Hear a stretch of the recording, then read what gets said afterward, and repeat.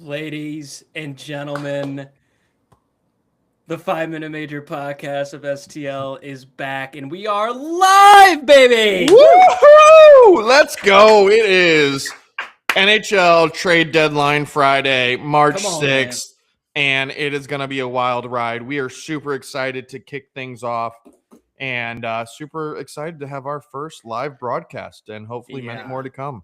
Yeah, this is kind of a work in progress. I think we did okay to start.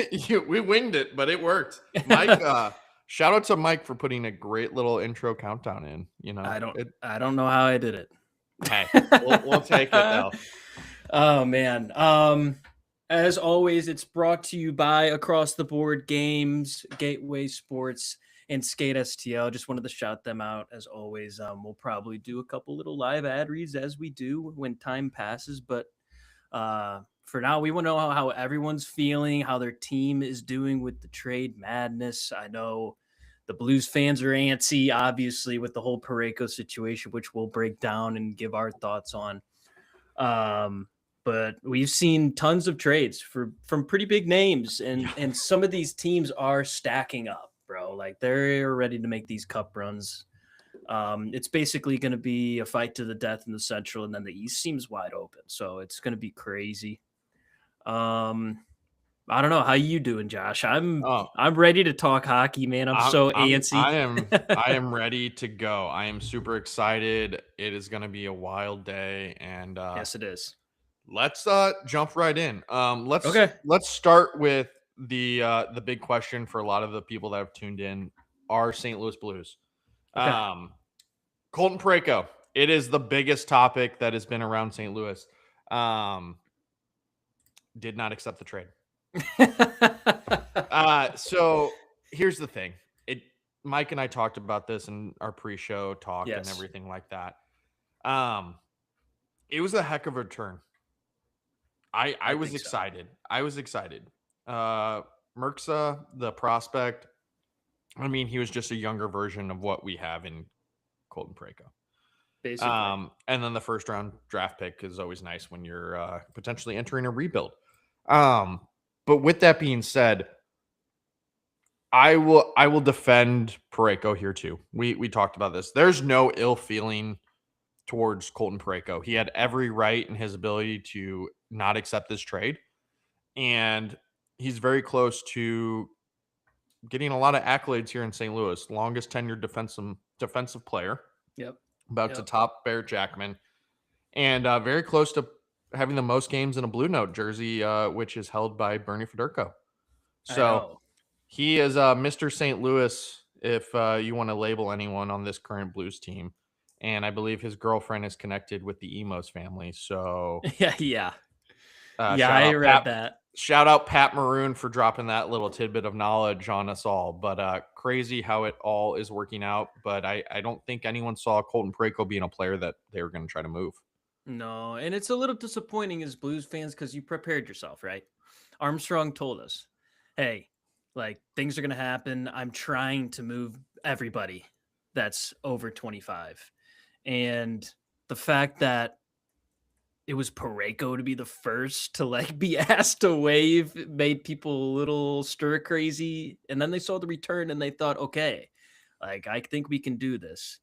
And unfortunately, it didn't pan out. I mean, Parayko has the right. He has the right. He does what he wants to do at the end of the day. And that's just the way it is with the no trade clauses that are given out to make players stay in markets like St. Louis. Like sometimes you need to do that. I mean, and Parayko has been a key part to so many good things. It's really not a big deal like that he's staying. No. He's going to be here maybe long enough for him to get the C next. So I agree with you. I think he is the next captain, in my opinion, especially if we move on from some other said players. Yeah. And, you know, I have our little notes here. Here, let me stop sharing. I have our notes here. I mean, how do Buffalo fans feel about this? I think they were excited to be able to get like a Stanley Cup champion, huge, big-bodied right-handed defenseman to play like basically second pair minutes for them for their playoff run. And now it's gone. And they went out, and we can kind of funnel into some of these trades, but we'll just like move into this one with Logan Stanley and Luke Shen. Yeah. The Sabres went out. They said, oh, well, we didn't get our guy in Parayko. Let's go get two big boys from Winnipeg. And they did that. And now they have some vet defense and Luke Shen and a good young defender in Logan Stanley. And they're both like 6'5" plus. All right. I do have, it sounds like a trade has just come in. Oh, Corey Perry to Tampa Bay from LA, it looks like. He's headed back to Florida. Yeah, this is per Elliot Friedman on X. Corey Perry is going to Tampa Bay from LA. The return is not yet listed. Oh my goodness. Wow. I mean, shout out to Tampa Bay, man. This is what they do. This is what they do. They're like, you know what? Perry has good luck of making it to the cup, and he needs to win one. So finally win one. But I'm excited to see what the return is. I mean, LA, the poor LA. I feel really bad for them, even though as a Blues fan, I feel pretty bad for them because they came into this thinking we're going to get Panarin and we have Fiala and Kempe and we're going to actually score goals now. And now Fiala's hurt and Corey Perry's gone. Yeah. Just like, what else can you do? They might as well sell. Yeah, I think you have to sell at this point. What an interesting trade. And you know what? Tampa Bay is set. They're like set to start winning, and they could make it to the cup final with how the East is working out. So this helps them tremendously. I'm surprised it's not a defender yet for them. I'm slightly confused by this trade in all honesty. But this opens up a lot of money. I love seeing the replies here, bud. Loss in the finals confirmed. Tampa just lost the cup. Yeah, I mean, the other thing is he had a no trade clause, so he did have to waive that no trade clause to go to Tampa. Okay. He is carrying let's see, what is he making? I think $2 million. Yeah, $2 million. Wow. So that's not a bad deal then. No. We'll see if there's any players in return. Yeah. But it looks like that puts the Kings with $19 million in cap space. Are they trying to go get a big name player? Are they to play with Panarin? Austin Matthews. Are they looking for a Jordan Kyrou? A Jordan Kyrou? A Robert Thomas? Do they have the assets? They have the assets. They do. They do. Okay. Also, we'll go to some of the chat that's going on right now. Well, shout out Adam. Your buddy Adam. Adam is not a hockey fan. Just literally goes, "Can I ask anything but hockey?" I mean, you can. We'll see what we can do. And then shout out to Nick P, big Flyers guy over there. Yeah, I don't know what we're gonna see with Philadelphia. I think what they can get for Ristolainen. It seems to be the narrative with Ristolainen. I think this happens like every year. He had a great Olympics. I think he really did. He definitely pulled in some interest from his Olympic play. Yeah, I agree. And what Nick said was the Flyers are 6 points back of a playoff spot after starting the year really good. I'm disappointed with how they're starting to finish it. And they're 8 back of third in the Metro. The deadline day is probably going to be just as disappointing. We'll see what they can get for Ristolainen. So yeah, it's so hard to tell with teams like the Flyers that it's almost like the Blues where like you're in a transition period, you're competing and now you're not. So it's like things shift all the time. The GM has to kind of work on the fly to figure out like how to retool on the fly. And that's kind of what's been happening. And so we can feel the same way in St. Louis for the past 5 years. Like it's been on the fly trying to stay winning when you probably shouldn't have been. And now we're dealing with it. So hopefully the Flyers don't do that too. I'm rooting for the Flyers, man. I love that team. I think Zegras is a heck of a player.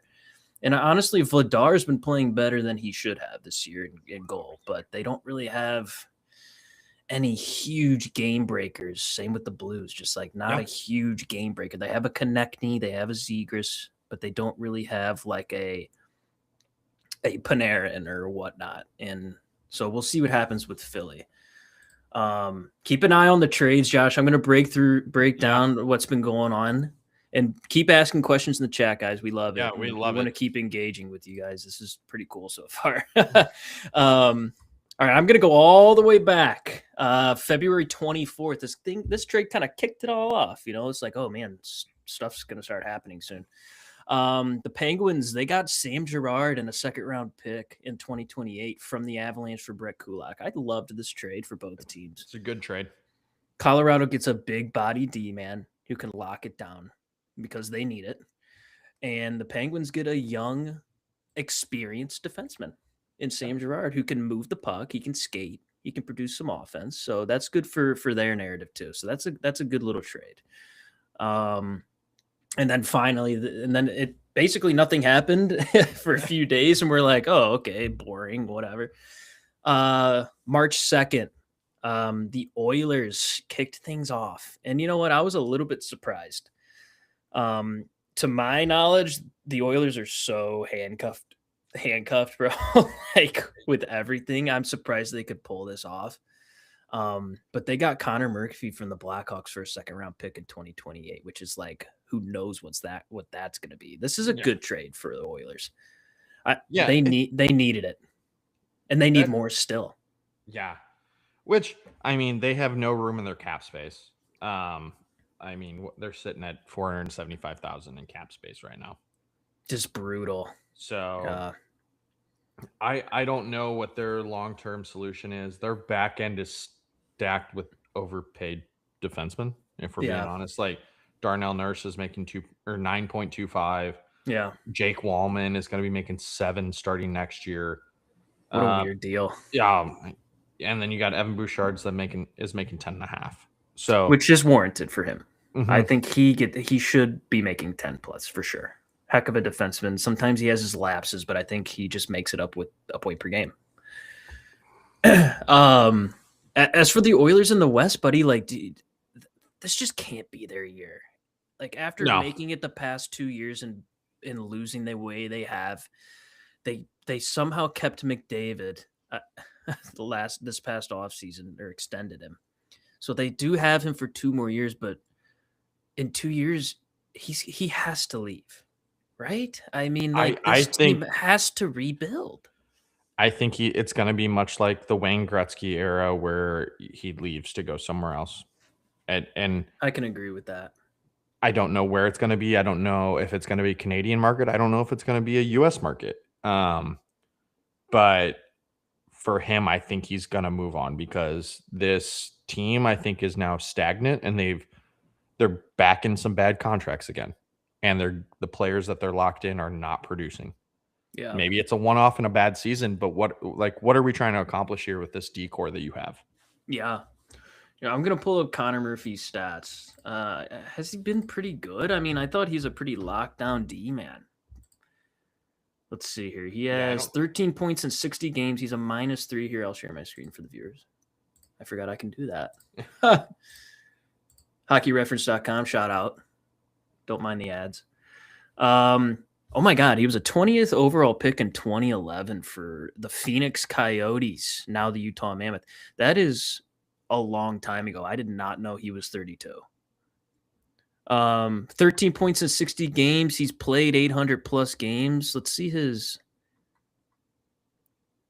I mean, -3 on a not so great Blackhawks team. His minutes were diminished down to about 16.5 this year. He blocks shots. He lays hits. He does not have a lot of playoff experience, but he will probably be getting some this year. So I don't know. I think it's just good to have a solid, big, right-handed defenseman. So we'll see what happens with Connor Murphy. All right, I'm going to move on to the next. I can stop sharing so people don't have to see my notes. All right. The next day, March 3rd, there were a couple. The Wild started their big old, like, I don't know what they're doing. They're stacking up, but this was the beginning. They got Michael McCarron from the Predators for a second-round pick in 2028. Michael McCarron for a second-rounder. you bulk up your depth forward, and I guess McCarron's like kind of a I don't want to say the bad word, but he's kind of a S disturber, like he disturbs the peace. He's a big boy. He's great on the dot. I was listening to TSN's broadcast this morning. So you had Ryan Hartman and I can't think of who's playing on the other side on that fourth line.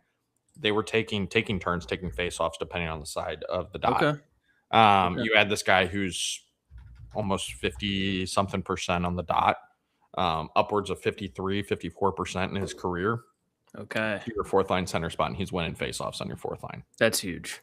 Yeah. That's huge. So that right there in itself, we have always talked about in every trade or every player that we talk about, how are they in the dot? Yep. And for this, I mean, you want a guy that can win faceoffs, and for Minnesota, who looks like a freaking wagon. Yeah. Scary team, man. Super scary team. I'm looking at his hockey DB right now. McCarron did win an OHL championship with the Oshawa Generals. Shout out Oshawa. He had 18 points in 21 games in 2014-15 that year in the playoffs. Pretty good. The NHL, meh, he's just bottom six grinder. Mm-hmm. He only has 9 playoff games, same as Connor Murphy. So he's going to get his chance to be able to experience a little bit more of that. Who knows if he's even playing, man? That team is so deep. Yeah, I'm super excited to see them finally, the state of hockey, hopefully get past the madness that is the Central Division and make it far, even though I don't like them, Yeah. They need it. That state needs something. Hold on. I got a notey coming in. Oh, what do we got? Elliot Friedman. I didn't get anything just yet. Oh, he's just making fun of Frank Saravalli. Fair enough. Oh, man. Frank Saravalli, I'll show the tweet here. He tweeted out hockey images that precede unfortunate events, tweeted out a screenshot of one of his tweets. And it says, we can take Corey Perry off the trade target board. He's informed the Kings that he wants to stay, and they will talk contract extension after the deadline. And Elliot says, I know it looks bad. I'll defend him. There's so much out there. It can happen. There I go, by the grace of God. The first comment, Elliot, don't defend Frank. I don't know why people don't like Frank Saravalli that much. I mean, he's a goober. He says some silly stuff, but really? They hate him. No. People just don't like him at all. Oh man. I love that. All right. Still on March 3rd, guys. And if you're a fan of any of the teams that we're talking about, chat, man. We want to hear your thoughts on everything. I mean, we want to hear your thoughts on everything. Just send a message. We'll break it down with you. All right. So the Vegas Golden Knights, buddy, they really need anything. I feel like they're a really overrated team right now. They barely win in regulation ever. I think they have the most OTLs in the league. Classic. They acquired Cole Smith from the Predators for Chris Setoff and a 3rd-round pick in 2028. So it seems like 2028 is going to have some shuffling in the draft. But I don't know, Cole Smith, I don't really know much about him either. Isn't he kind of a vet forward? Yeah, I don't know a whole lot about him. 30 years old from Minnesota. He's got 10 points in 40 games this year, 14 minutes on ice. I mean, he's just a depth forward. You're just loading up with depth for a long playoff run. I mean, Vegas, though. Vegas can't stop a puck. Well, we're going to get into some rumors here soon. Yeah, true. About who they could be interested in as well. True. All right, I'll move through a little bit quicker here. Well, this one's a big one. The Stars, they got their right-handed D, man. It's Tyler Myers out of Vancouver for a 2nd-round pick in 2027 and a 4th-round pick in 2029, which I think is a great deal for Dallas. Yeah. Also, I'm pretty sure he's the first Texas-born player to get to play in Texas. Yes, I saw that. I did see that. I'm going to have to try and find that tweet. Yeah, and I'll pull it up. Born and raised from Houston, Texas. He is a mammoth player here. He is 6'8", 6'8". He is on the older side. He's 36, but as we know, defensemen age like fine wine, Yep. and he is still playing great. He's Yeah. gritty. He is the grit that back end probably needs in Dallas. He'll cross check you in the ribs and he'll clear the front of the net. Yeah. Yeah. Now here's a little sneak peek here from Sam Nessler. Sam Nessler is the Dallas Stars beat writer and a host of a couple podcasts, it looks like. Let me share my screen. He had one of the first look tweets here of both Tyler Myers and Michael Bunting on the ice for morning skate for Dallas. Oh, Michael Bunting, man. We can get into that right now, brother. Michael Bunting. Do you have that trade? Yeah, I can pull it up here right now. Obviously, they got him from the Predators. I think it was like a second-round pick. If you can correct me, that'd be great. Yeah, let me Bunting, see. just another good depth forward, brother. Another good depth forward. We have so many trades we're running through here. I know it's on the Google Doc. Ooh, I'm silly. It's on the wrong screen. Here we go. He's actually having an okay year. Yeah. Wow. He has 31 points in 61 games, 13 goals, 18 assists. Good third line winger.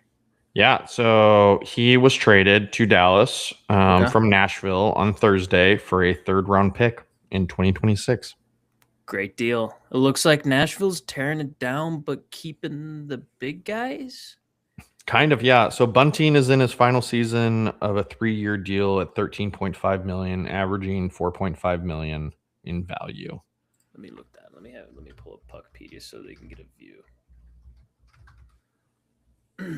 I mean, this is kind of chaotic, but y'all just have to bear with. A lot of things happening all at once, guys. All right, here it is. Yep. 4.5 cap hit. And is in the final year. He will be 30 when that expires. He'll probably just get another 1 or 2 year deal somewhere. He'll probably won't be Dallas. It'll be somewhere else. So we'll see. I like that pickup for Dallas. It really just they need to keep beefing up too with Minnesota kind of stealing all these players, like these depth players. Yeah. I mean that kind of raises the question about Dallas, man. What's happening with Jason Robertson? Are they trading this guy? I don't know. I thought it was going to be a safe bet. They were going to move on from him because I don't think they have the salary going into next year of what he's going to want.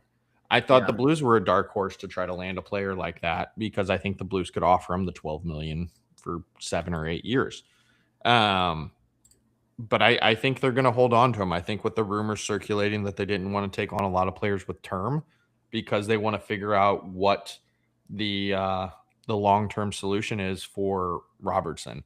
I mean, he's a perennial 30-plus goal scorer. Yeah. I mean, he's had the Blues. Sorry, go ahead. He's had the Blues number this year in games. Like, I mean, he's a gamer. And I think he's got a little more fire because he was left off that Team USA roster that did come home with gold. So yeah, he has 72 points in 61 games this year. Pretty good. Yeah, pretty good. But he is an RFA, so maybe Dallas is like thinking, hey, in the off season we have some time to try and negotiate a contract with him, and if we can agree on something, then we can make some moves to make the cap happen. Like maybe that's an idea for them. Yeah, I just don't like how much longer does Sagan have and how much longer does Ben have? Like that money coming off the books could help, but I know for sure they're not going to just let those guys go. Yeah. Or if they're retiring, it's one thing, but they would never just like let Ben walk to free agency. Yeah. So that's another interesting thing for Dallas. But so right now, I mean, they've made it to the conference final, 3 or 4 years in a row. They have to get past the hump. Yeah, it's a make or break. You're at really that point. It really is. Let's see. All right, I can hop in. There was the trade on 3-4. Okay. Avalanche acquire Nick Blankenberg from the Predators for a 5th-round pick in 2027. Just another Pred player gone. See ya. Yeah, I have him pulled up here. I mean, he is a 27-year-old. He is a defenseman. He's 5'9", 177 pounds. He's a little guy. He's played 49 games this year. He has 6 goals, 15 assists, and he's a -11. He was playing 17, almost 18 minutes a night. He's averaged, Really? yeah. So, another little depth pickup. I don't think he's going to be a guy that's going to be in the lineup every night, but I think he's one of those that'll just be if anyone gets injured down the run, or if you're trying to rest some guys going into the playoffs, you can put him in and he can eat some minutes for you. Exactly. Yeah, so another depth piece. Here's a big one from the same day, 3-4. The Mammoth. They got Weegsy baby, Mackenzie Weegar from the Flames for a pretty decent package. Ali Mata, Jonathan Castagna, and 3 second-round picks in next year's draft. So Utah pulled a little NHL GM mode trade and just stacked the draft picks till the Flames said yes. Yeah. And they got their right-handed D-man. And good for Weegsy, man. He needs some playoff hockey. Like, he's such a good locker room guy and a heck of a player. He's going to produce for Utah, and now they kind of have a real name back there. I feel like they kind of just had a bunch of Ali Matas and Sergachev, and now they have Sergachev and Weegsy baby. So I like the trade for them for sure. Yeah, I mean, I think it's going to provide some stability on that back end. And also, he's a feisty guy. Oh, yeah. A little outspoken in the media, but I think we'll see how he does in Utah. I think he'll be a little bit happier, so I don't know if he's going to be as feisty with the media. Yeah. I mean, he released a nice little video to the fans saying, I'm happy to be coming to Utah. I'm excited to see what it's all about. Let's make a run type of thing. So that's exciting for Utah. They needed a guy like him, I think. Just a veteran right-handed D. I mean, I thought Falk might have been the guy for them, but I know that Doug's weird about the pricing and when it comes to central teams, of course. So hence the reason we have not made a single deal yet. Probably true. All right, buddy, on to the next one. This one was interesting. The Oilers, they got Jason Dickinson and Colton Dach from the Hawks for my boy Andrew Hot Salami Mangiapane and a conditional first-round pick in 2027. So, I mean, the Oilers trade like a pretty well-established winger who's not producing in Edmonton and needed to go, and a first-round pick in a couple of years for a vet winger and Colton Dach. Kirby Dach's younger brother. I don't know how I feel about giving up a first with that. Yeah, you know, like the Oilers just they have to, right? I think they have to. Yeah, like this is just their time to do this because they only have this 3-year window with McDavid. And it's not like Colton has been that great this year. He's played. I have not seen anything. 53 games, 3 goals, 6 assists, 9 points. And he's -15. And atrocious on the faceoff dot. Which is something we harp on. 36.6% on the faceoff dot. Oh boy, that is really bad. He's a big boy though. He's 6'4", he's 218, but he's 23. So I guess Dickinson's only 30, former first round pick. I thought he was older. 13 points in 47 games. He's a -7. Depth forward. Here we go. He's been a meh player for his whole career, but it's okay. I think he's still a good guy to have around up there. He was on that Dallas team when he was 24 and 19-20. He was also on the Dallas team that lost to your St. Louis Blues in 18-19. So he has some playoff experience, but it's been a long time. I mean, I like the Dach pickup. You're kind of hoping that he pans out. And I also like the Dickinson depth piece. But other than that, the Oilers still are not doing what they truly need to do. No. Which is get a better goaltender. I think truly they're going to run it with Tristan Jarry. And I think they have to bite the bullet on it.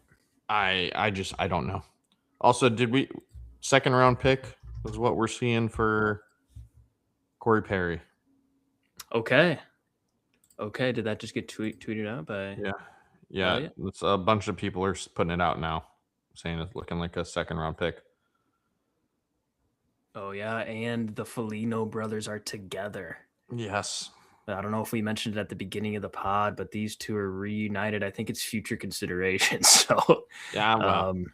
Oh, that's a weird little ad there. I didn't want to see that. Another one here from the Wild. Vinny Hinostroza is headed to the Panthers for future considerations. Clearing space up.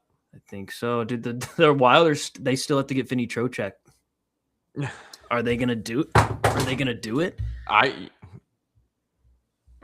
or is Vinny going somewhere else? You know, they got to go somewhere else. I think maybe they're making all these moves because they know they're not getting Vinny. I think, like we were talking, I don't think Vinny's going to move, guys. We'll pull up our trade board here in a second, and we'll kind of run through some players on it. But I don't know. He wants to stay in the East Coast, and I think the Rangers have come out today even saying if they don't get what they think they should be, they'll keep him. Yeah. Also, I think the market for higher end centers has been real screwed up since the Blues offered up Robert Thomas out in the open. And they've asked so much that people are kind of hesitant to like trade a guy like Trocheck or a guy like whoever else for something and then kind of screw over the other GMs or feel like they're completely busting, like screwing up. Because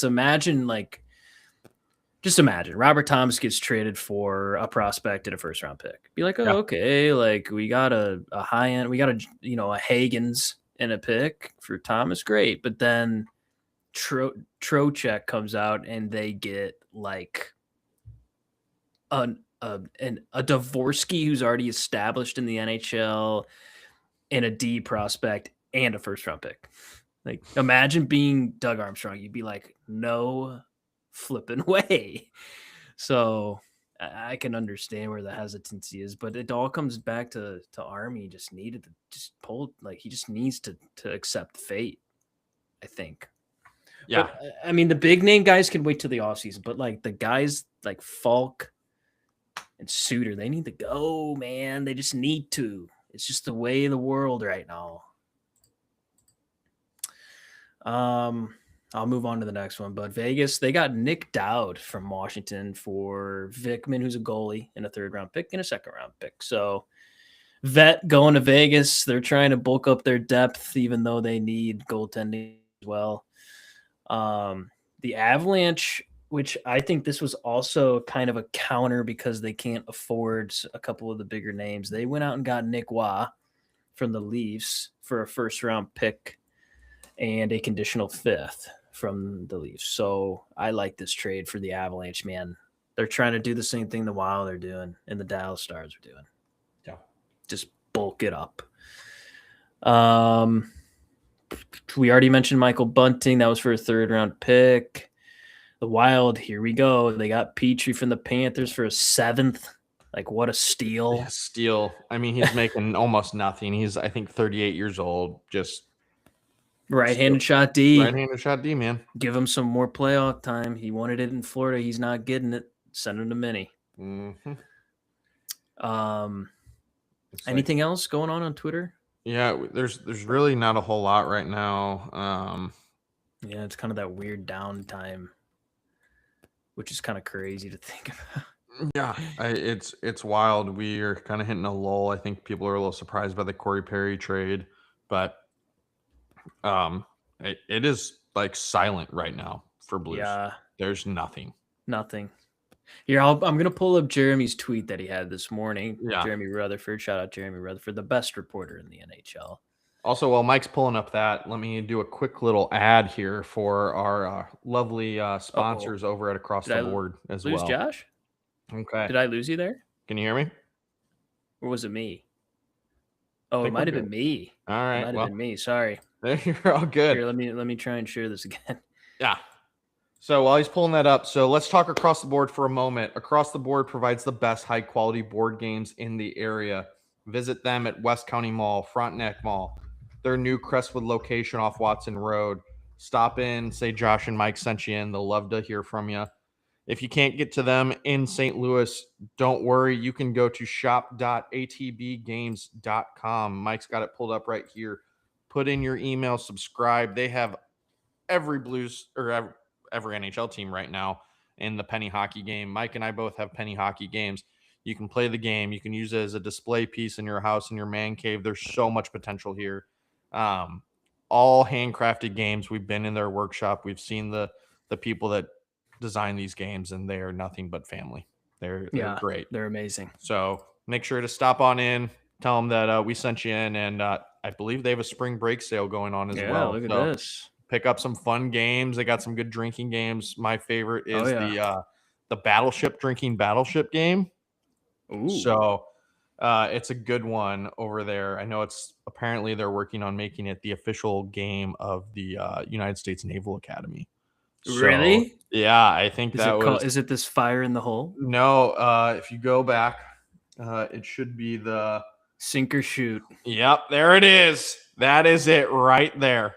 Get some shot glasses. Awesome. It is. You can get any different teams and logos put on there. Yeah. It's great. So make sure to visit their website today while you're tuning in, listening to us, and try to get a little summertime party games because the weather's getting warmer. I know it's something like 80 degrees in St. Louis, and you're going to be out. You're going to be hanging out with friends. Pick up some games today. A little breaking news here. The Kraken captain, Jordan Eberle, is staying in Seattle for 2 more years at $5.5 million. I love it. I am thoroughly surprised by some of these moves.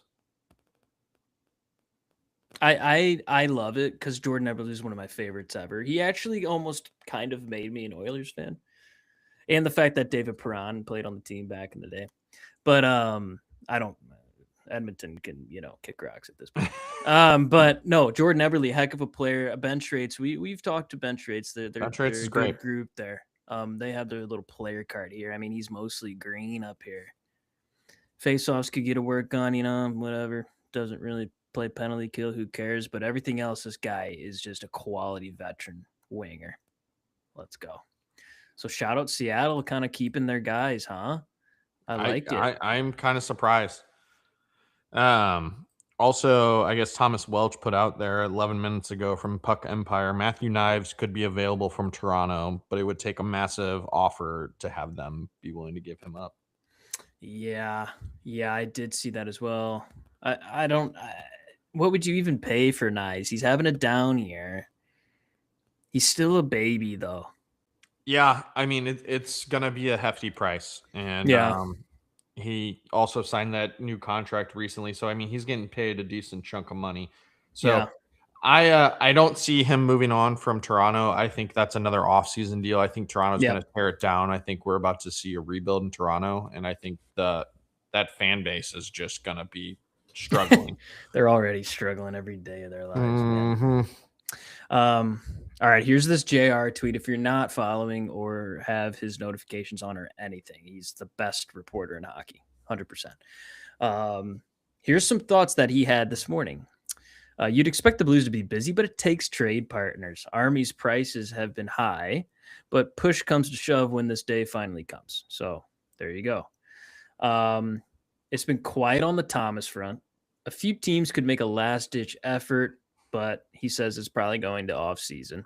Makes sense. Makes a lot of sense to trade Falk today. There's several right shot deals that have been dealt, putting Falk at the top of teams' wish list right now. So you do what you can to get him out of here. Yeah. Just take the bet. Like, I don't even say this is what I want for Falk. I say, what are you offering for Falk? And take all the phone calls, weigh your options, and call the guy back that you want to make the deal with and make it happen. Just do it. Parayko probably won't be waiving his NTC at all, and it'll be revisited in the offseason, which is whatever. We know about that whole fiasco. Yep.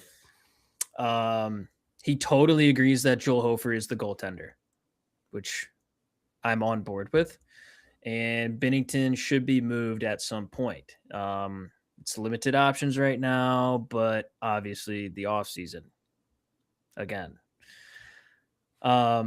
This is kind of new news for me. Well, I'm not saying new news, but like it's a little bit shocking that Shen hasn't gained a little more traction from more teams. He wants to be here. He loves St. Louis. He does realize the Blues stink, and he would move, but it has to literally be the perfect location for him. And JR says he deserves that, and I agree. He's one of the best forwards we have had in history of Blues hockey. So, no news on Kyrie, which the whole Kyrie situation has been lights off, blackout. I haven't heard a single rumor in weeks now, like a week or two. And they're trying to move him, but you got to get the best return you can. There's no rush. It'll be the offseason. Yeah, probably. If the Blues are going into a longer retool rebuild, Bushi should be a top priority as well. But can they actually move him? Nope. No one wants $8 million, and I will say he has looked better. And with how they're using him currently, I know with injuries and different stuff, all things are pointing towards they're going to try to make another run at him being a center. I know. He seems to be like picking up on it. At least working at it better. So interested to see how this will all play out. Yeah, agreed. Suter, Sonny, and Fowler are also trade candidates, but they won't really get you much back, which is so surprising. I think Pius Suter could get you some stuff. I think also, what's the point in not trading them? I don't just do it for whatever. Get a second round pick, get a third round pick, get a fifth round pick. It just seems like at this point deals haven't worked out, and I was like, well, I guess we'll just try to trade at the deadline. And if that's the mentality we take, I'm going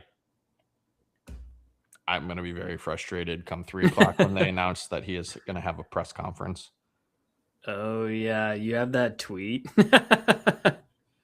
Let's see if I can find that tweet. Yeah, it's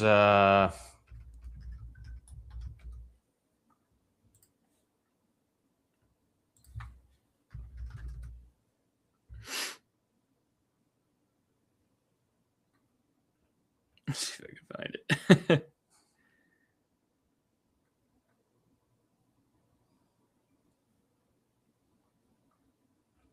Man, people really don't like Armstrong, do they? No. And here's the thing, guys. I think the time has come where we need to hand over the reins to Steam. Which is, it's coming. We know it's coming. Because it's just at a point where he seems to have lost the connection, or he's so high on his players and no one else is as high on his players as he is. Partially because I wonder if he just doesn't want to be wrong. I think people are skeptical of that for sure. So I'm interested, but I don't want to say that could be the case. You know, I think he's a pretty smart person. I mean, he's made some great moves in the past, but I don't know how to feel. I don't know how to feel about it right now, brother.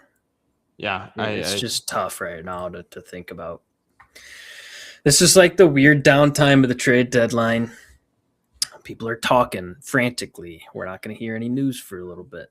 So the big stuff usually comes like 10 minutes before, you know. Oh yeah, and that's probably when the Blues will make a single move. Yeah, for sure. All right, let's catch up again here. Senators, they got a decent forward in Warren Fogle and a third round pick in 2026 from the Kings for a second round and a third round pick in 2026, which I like. Yeah. I like for the Sens. That kind of fills in the void of Perron, who got moved as well.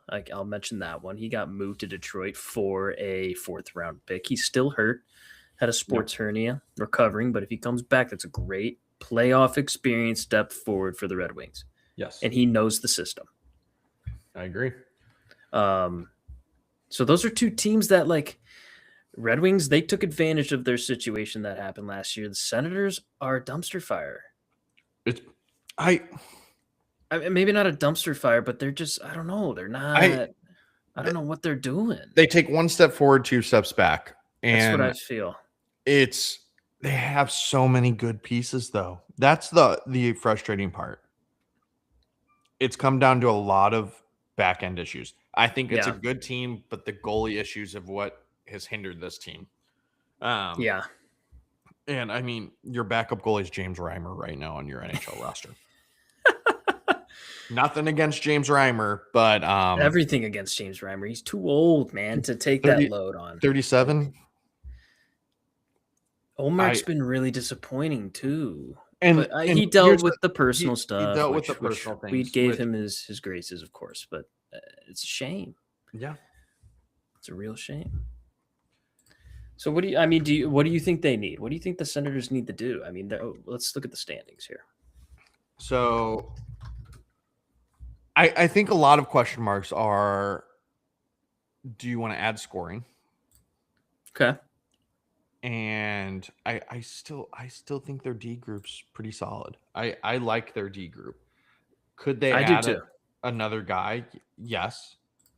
Um, but yeah, where are they sitting in the standings? They're only 4 points out. 4 points out, so They're they can do 7, it. 1, and 2 in their last 10.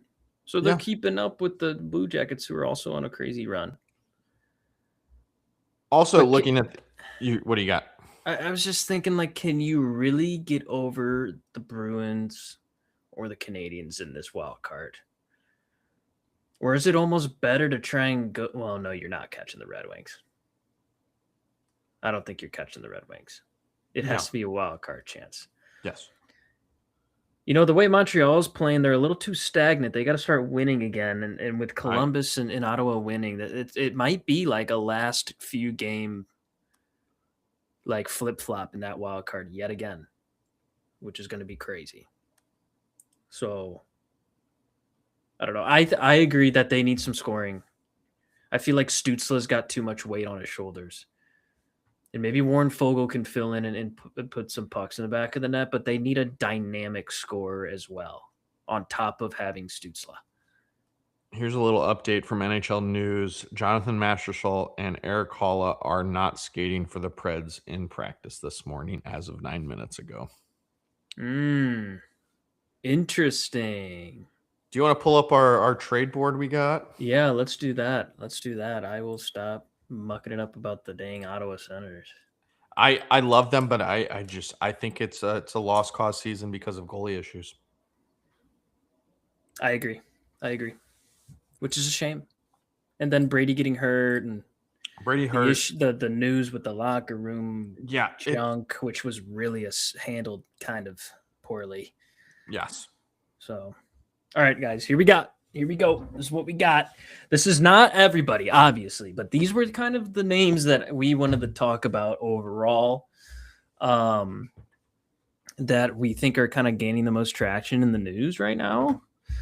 And yeah, we want to know what you guys think. You can start, buddy. Go ahead.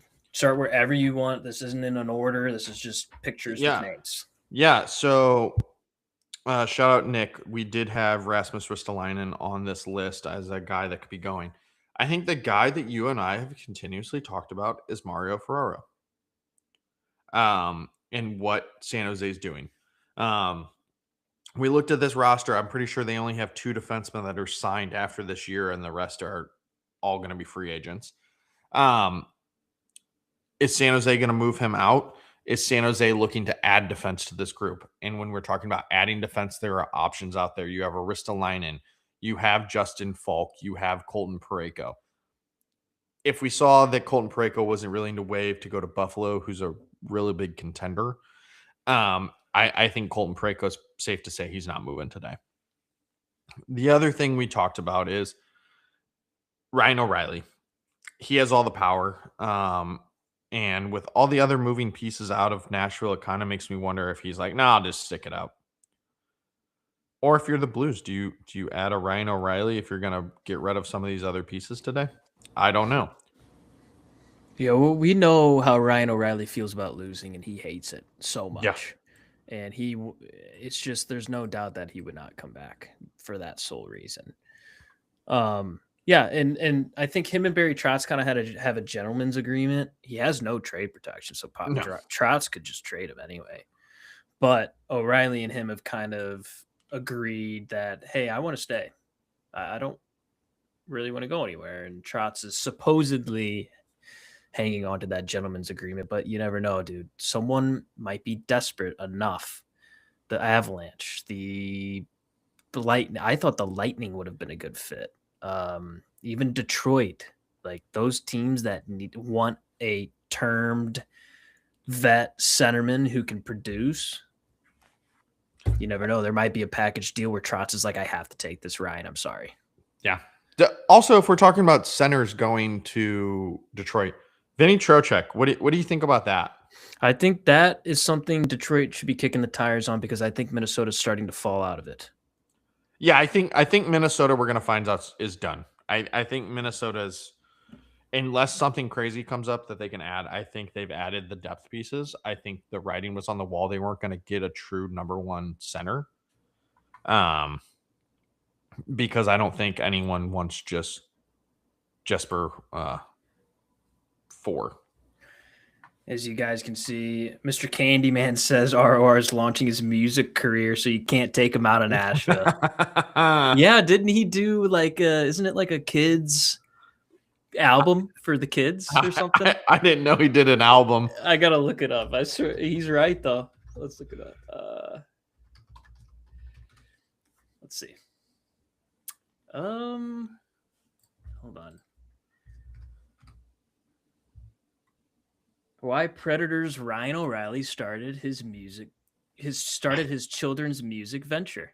Here it is. It's incredible.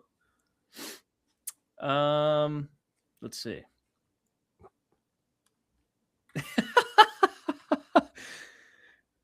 Go grab a slice pepperoni. Isn't that nice? It's a pizza party. The band is called Mac and Cheese. It's a two-piece band with former junior hockey teammate Kelly James. They recorded an album last summer that's going to be released in April. Yeah, you can't take him out of Nashville. No, they're going to have him at the bars strumming an acoustic after a game when they win in the playoffs on a Friday night on Broadway. Also, Biz Nasty is losing it on Twitter going, why is Toronto not selling off pieces right now? Yeah, but then he flashed up like a postcard on the broadcast the other day that said Toronto's not selling. Like, He's so full of it. He just loves mucking it up with everybody. Oh, man. Yeah, I want to go back to Mario Ferraro. He's only 27. Yeah. Which is surprising. I thought he was a lot older. And if San Jose is gonna move someone for like some more retool assets, he might be a last second right-handed D-man that a team might want. And I think Detroit, I don't know what his contract's like, but a player like him could fall into a third pair role and actually kind of help with a playoff team. You never know. Like you said, the Wild might be done. I kind of agree with you with like trying to get deeper. They don't need to get deeper. If they're going to do something, they're going to use our boy Jesper Wallstedt here to try and gain a second or even a first line forward. Yeah. And he will be the centerpiece of it. I mean, they just picked up so many pieces. They could just counter trade him. You know what I mean? Like, yeah. You got Bobby Brink. Is he even going to play? Put Bobby Brink, Wallstedt, and maybe even another player you just got into a package and try and get a second or first line forward. What about, is there a deal where you could see Carolina getting like a Vinny Trocheck? I think them and Detroit are the teams that need to go in for Trocheck. Could you see Kokiniemi from Carolina going to Minnesota for Wallstedt? I think that solves their goalie problem for the future. Well, they do. They have Bussy You have Brandon Bussy and and Wallstead. Wallstead. That'll last a while if they do what they do. That'll last a good chunk of time right there. I think the issue is that Kotkaniemi might not be enough for Minnesota. Because I think in their head, they want a first-line center for Wallstead. Yeah, I think they've come down saying they take a second line kind of center. But is Kotkaniemi good enough to be a second line center is the big question mark. He's a third on that team. Yeah. So why don't they go, and I said this before we went live, go get Marco Rossi back. Yeah. From the Canucks, and then here you go. He's a second line center, in my opinion. And there you go. But is Vancouver willing to be like? They're probably not willing to send him back because they're trying to utilize him for their own kind of rebuild. But Vancouver is one of those teams that is so poorly managed that they might be silly enough to do it. Yeah, breaking news? No, so I'm wondering, Vancouver, you can get Rossi back. You send Jesper Wallstead because the goalie situation, both goalies are about 30 years old. You got Thatcher Demko, who seems to always be hurt. Yeah, he should. Yeah, he's an issue. You got Kevin Lankinen, who's solid backup. Solid backup. Did they give him? They gave him a no move clause. Lankinen? Okay, this is looks like looks like just to the minors. He can't be sent down to the minors. Okay. And then he has, I think, a partial no trade. Well, what about Demko? Like Demko has a no move starting next year. Yeah, and it's like an 8-year deal. Isn't it? They have him. He is signed through 28-29. Gosh. And he doesn't play more than 30 games a year. Yeah, you signed him an extension that he's making $8.5 million starting next year. Oh my gosh. Why? What are they doing? Oh my God. I'm so upset at that organization. And I hate them. Like, I can't stand Vancouver.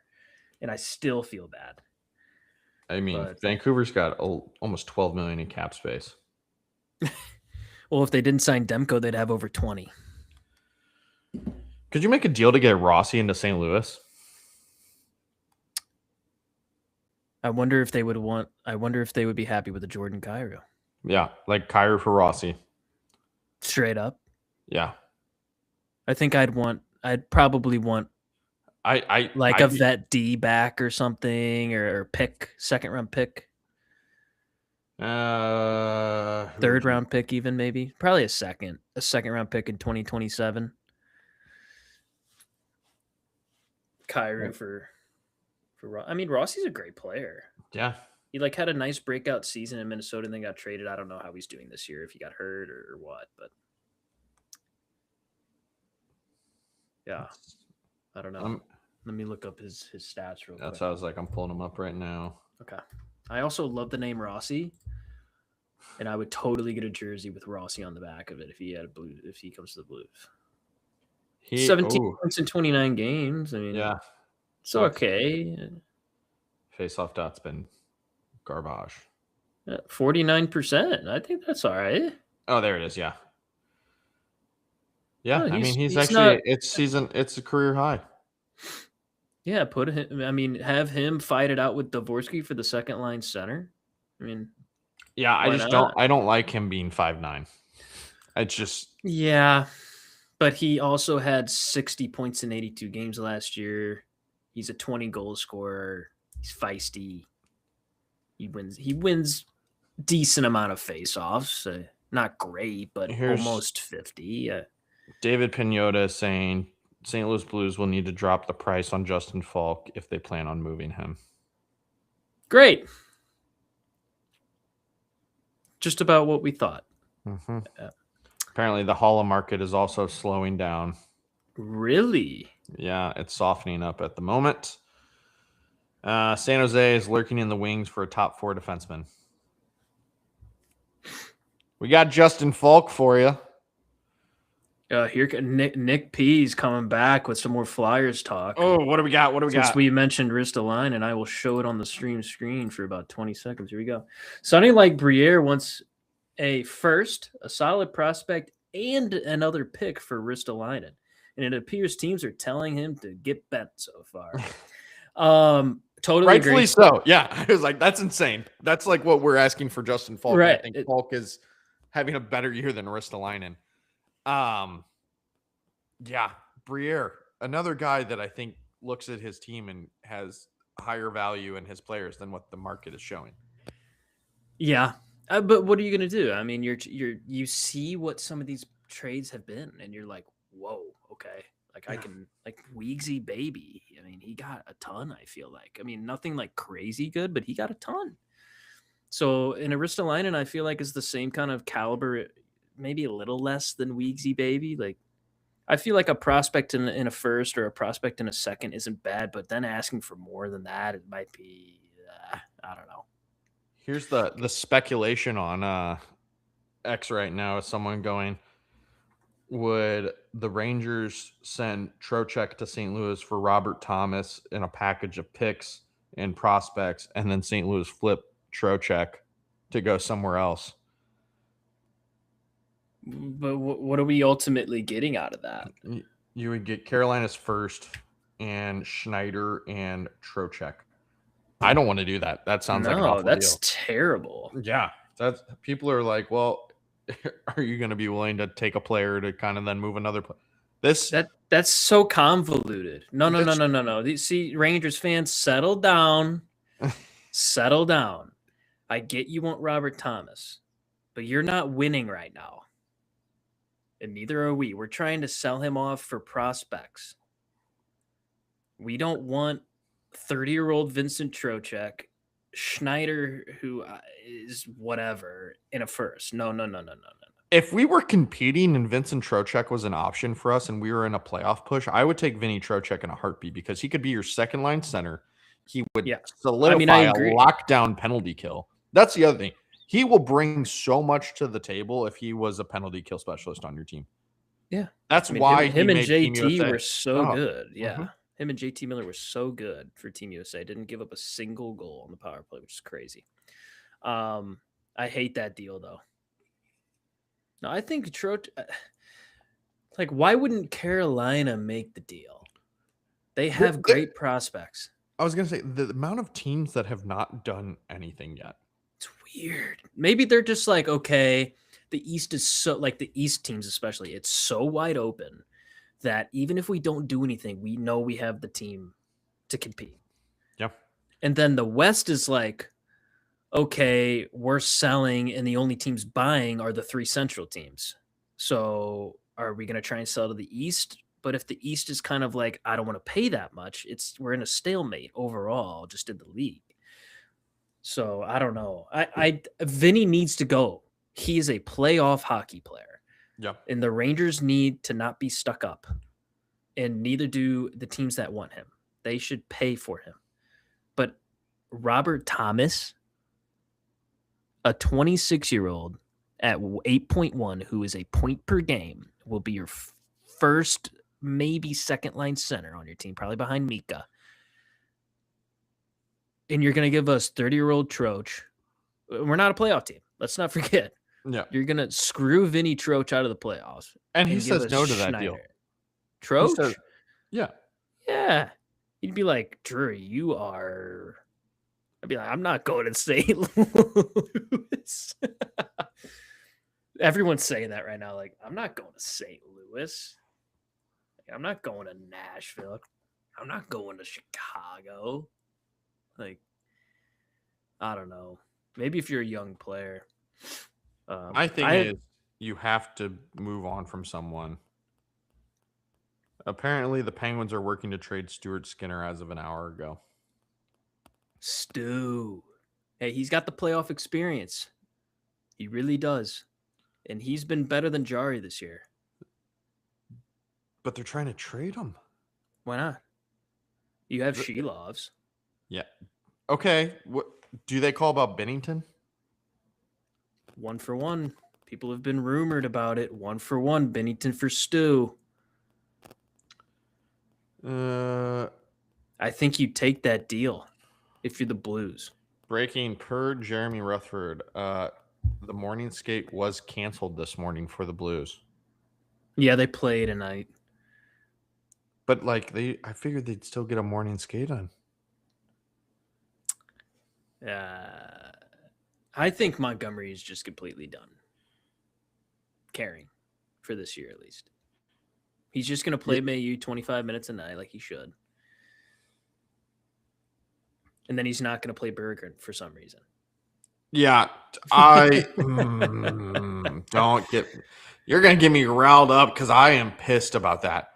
Either you're gonna, I am too. It's silly. Either you're gonna keep him and you're gonna play him, or at this point trade him off to someone. Someone would probably take him with some of these minor deals we've seen.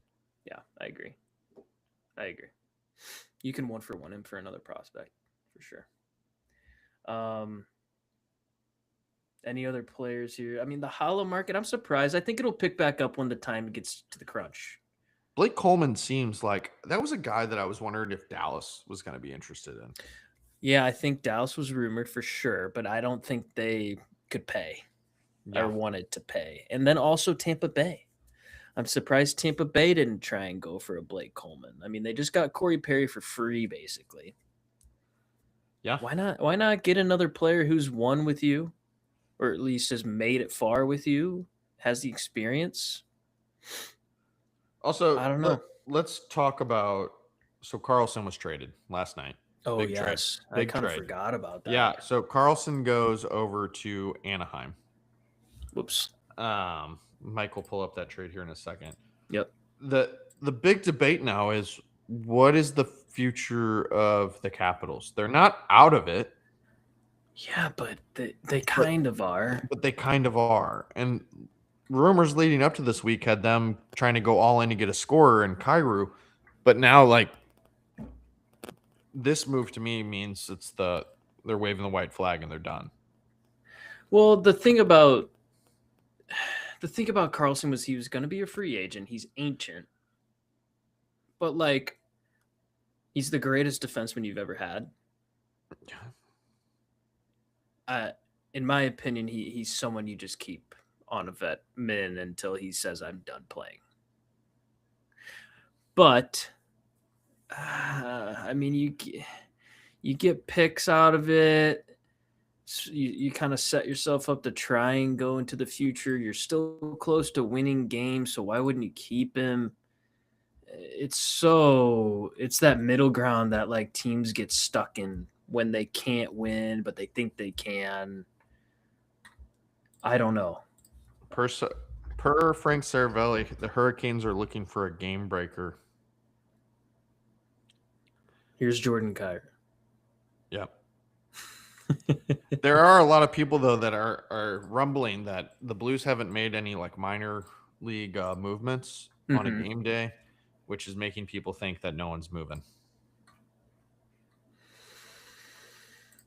Like completely, we're just not doing anything. That we wouldn't do anything. If you don't do anything and you hold on to Justin Falk, then you have to sell the entire team in the offseason. Which what is his value then? It's gone. I know. I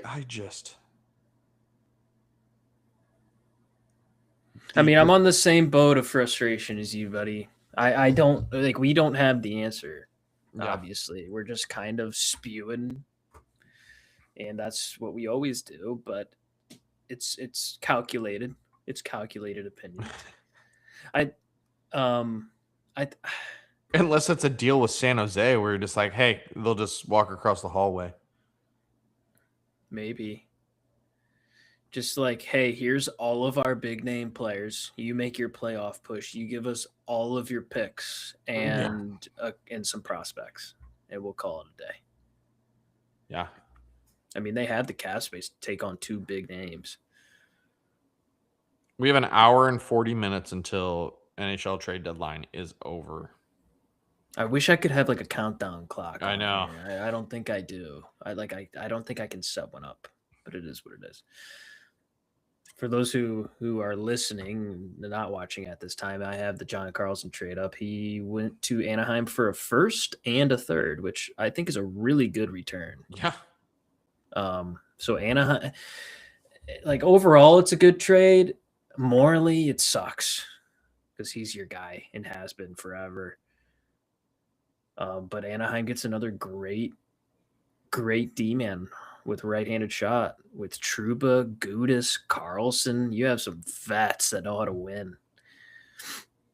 Candyman's coming back. He says, in my opinion, this is the typical DA deadline experience. If this turns into a summer fire sale, when does Steen technically take over for DA? I think it's supposed to. I think officially it is July 1st. Yeah, July 1st. I'm pretty sure they have said. But this is the other thing. We've seen this with other teams. We saw this in Toronto. We saw this in other organizations where, yes, you have a GM, but you have a president of hockey operations where that still has to approve everything you're doing, aka Brendan Shanahan. I know. In Toronto. I'm hoping we don't right turn into the Midwest Toronto. We're the Midwest Toronto right now with no superstar, with no William Nylander or Austin Matthews. I am lost for words right now, but Candyman, I think you're spot on. I think you are too. This is a typical Doug Armstrong. Why? I can understand valuing your players the way you do because you watch them and you know how truly good they are. But other GMs don't. And when they don't, and you're this bad and you have the chance to suck even worse to get Gavin McKenna. Or Ivan Stenbar. Either one. You trade off what you can for more picks and more prospects. And you run with the youngsters and they have fun and maybe win a couple fun games, but overall they lose. And then you can draft in the 1 or 2. And you can get a superstar. Oh my God. Mr. Candyman. Hey, Kyle. What's up, I did Kyle? not know your YouTube name was Mr. Candyman. Yeah, that's great. It's Kyle. You don't need to refer to me as that. I forgot it was my handle and now I'm embarrassed. Well, when embrace it. You got to embrace it now, man. He sent a text earlier. He said, hearing Josh say that I don't like Marco Rossi because he's 5'9" made me sad. I'm sorry, Kyle. Short King. Short Kings. We love Short Kings, okay, but I would like so my centers that have to go to the front of the net to be over 6 foot. Probably. Maybe I'm biased because I grew up watching Keith Tkachuk play where he made a living parking himself in front of the net and paid the consequence of it. Thank you, TJ Oshie. But oh man, that's funny. I don't know. I don't know. But have we missed any other trades? Perron, Carrick goes to Buffalo for a 3rd and a 6th from New York. The Blue Jackets get Connor Garland from Vancouver for a 2nd and a 3rd, and that's more like it, Vancouver. That's more like it. Do more of that. And shout out Columbus. They're about to get Connor Garland in his later prime years with a new contract at a controlled number for 6 years. And he's a heck of a forward. And they're about to make a playoff run, so good for them. So apparently TSN Trade Center just ran a mock draft lottery where the Blues dropped to the 5th pick and the Maple Leafs and Blackhawks picked 1st and 2nd. This is literally everyone's nightmare. It's gonna happen. It's gonna happen. It's you know what it is. I know. It's big market or original 6. Always, brother. Always. And then when we do get the 1st overall pick, which I'm not harping on the guy, we draft Eric Johnson instead of Jonathan Toews. Yeah, which is poor management. We're not. But we didn't know. We wanted a defenseman. I mean, Eric Johnson was amazing. He had a great career. Just really bad track record with golf carts. Heck of a player, heck of a guy, though. John Carlson. Oh yeah, the Flyers get David Yurchuk for Bobby Brink. I mentioned it. That's a good little 1-for-1. I seriously think the Wild are trying to flip. I think they're going to put Wallstead as the forefront of a package with a couple other guys or a pick or 2 and try and get a big name guy. Yeah. And they already have like 4 big name guys. My thing too, all the interviews with the owner from Utah is that he wanted to make a big splash in this trade deadline, and I don't think Mackenzie Weegar is a big splash in my opinion. I seriously think they want Robert Thomas. I'm willing to wiggle here, like a package with Tej McGinley.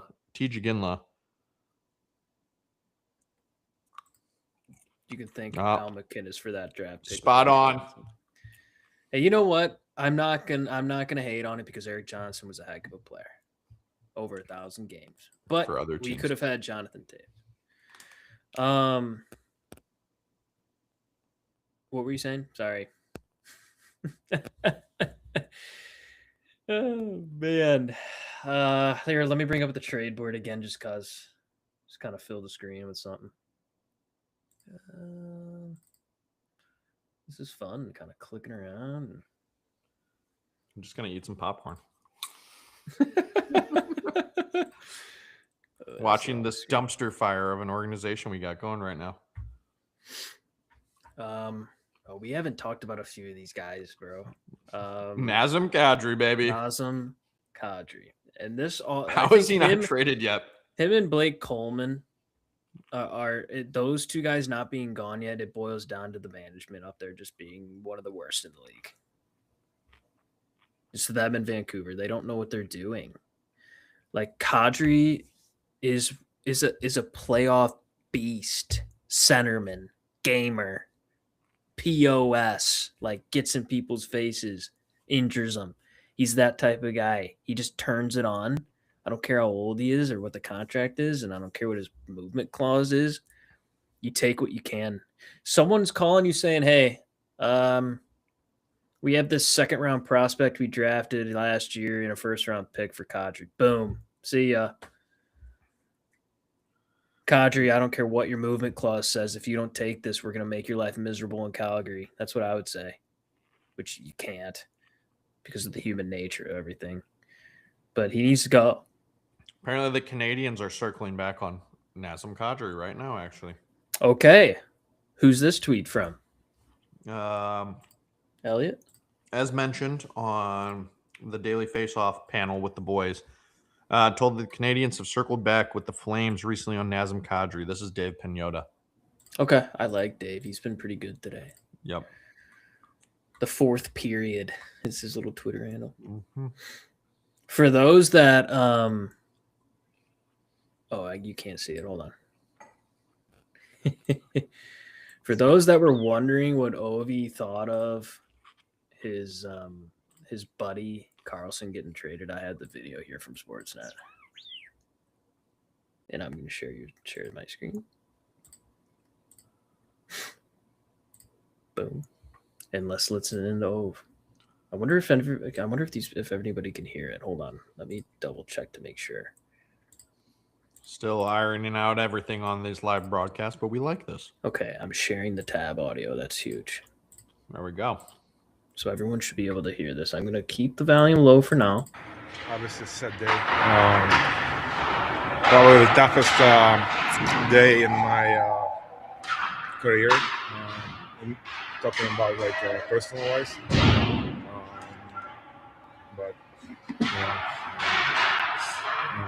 it's sad. It's sad. Can't hear a thing. He's obviously the best defenseman in this franchise in whole history. Oh, leader. Man. Hey, he's been here for so long, and he still talks like he doesn't know what the heck he's talking about, and I love it. But he basically says it's the toughest day of his career. It's personal-wise. He's sad. He hates it. Best defenseman Capitals have ever had, and he's gone. Crazy, man. So, and that kind of feeds us in here, Josh, to the little proposition I thought of. You're muted. Let's bring this proposition up. I am all here for this. Ovi, does he leave for the KHL? Now just says, I'm done. Like, this stinks. We're not going to make the playoffs. I'm ready to go home. My wife's ready to go home. We want to go home. What do you think about that? I was in on the idea that I do wonder if he goes and plays in the KHL a couple years once he retires from the NHL. I think it's like a Yamir Yager kind of approach where he goes and just plays and has fun, and he's still going to be competitive because he'll still be better than some of those players. But what are you thinking? Well, I came to the realization that Ovi needs to go out with a bang, and he needs to play playoff hockey. Yes, he does. And he has some Russian friends on teams that you might not expect him to be on, but thoughts. Kyle Dubas has tons of picks. He's got great prospects. Do you go get Alex Ovechkin and have him play with Sidney Crosby and Evgeny Malkin? One fun vet playoff run for the Pittsburgh Penguins in 2026. I think I don't know. I think as a little kid's dream, that'd be amazing. It'd be so cool. It'd be so cool. The NHL wouldn't know how to handle it, though. The graphics would be going crazy. But how many people really thought that the St. Louis Blues would get Wayne Gretzky? Didn't get him for long, but you got him. Maybe this is another case where I mean, I can see it, but it's because I'm just some kid talking about it on some podcast. Well, you know. But like imagine he retires a Penguin. I don't know if I can deal with that.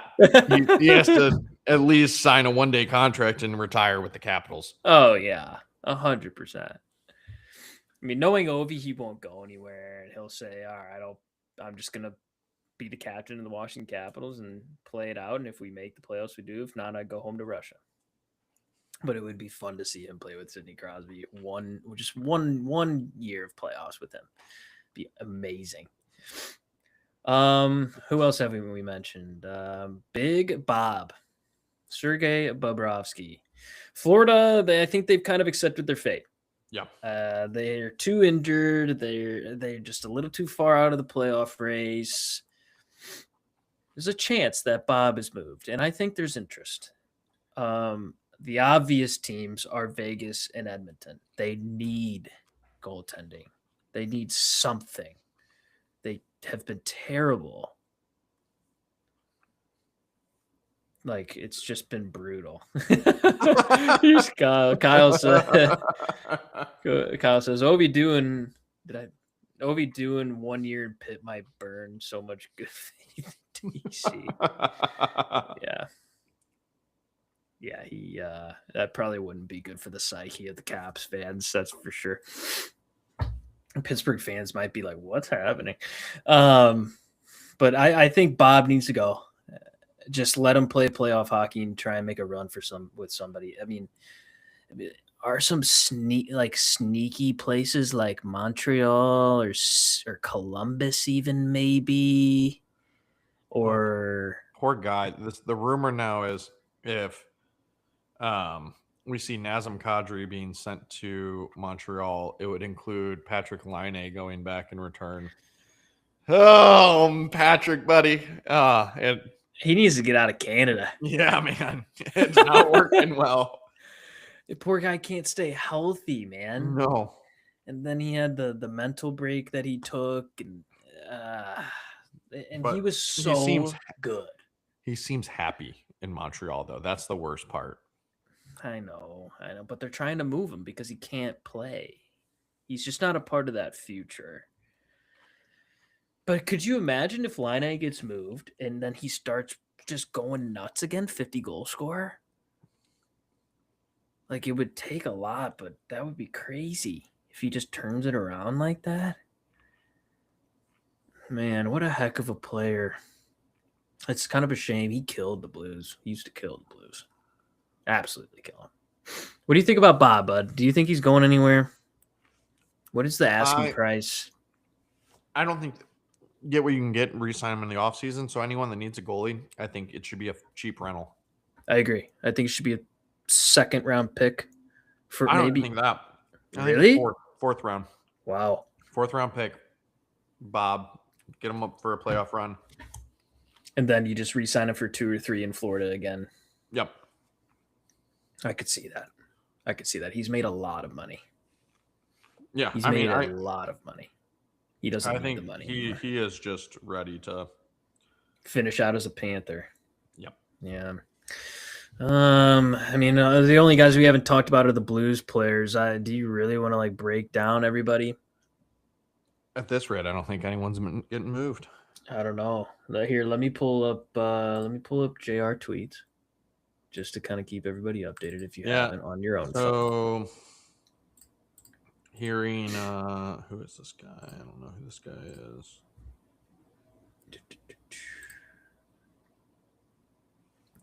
Yeah, this is a good funny tweet for Blues fans to reminisce on here.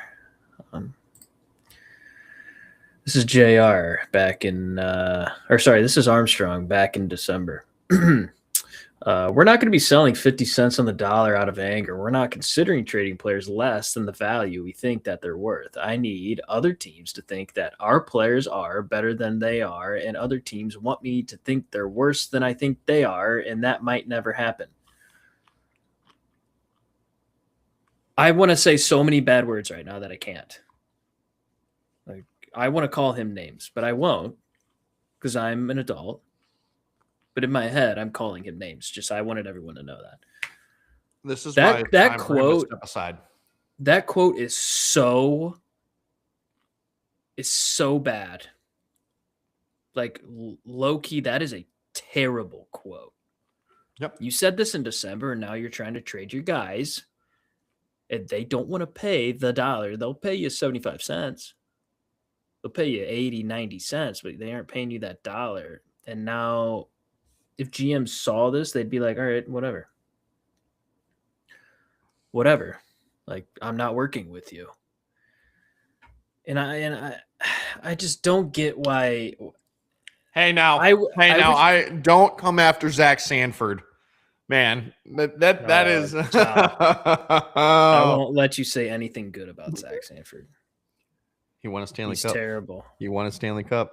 Yeah, piggybacking off Ryan O'Reilly and David Perron. Okay. He played with the best player on our team. Yeah, and he lucky.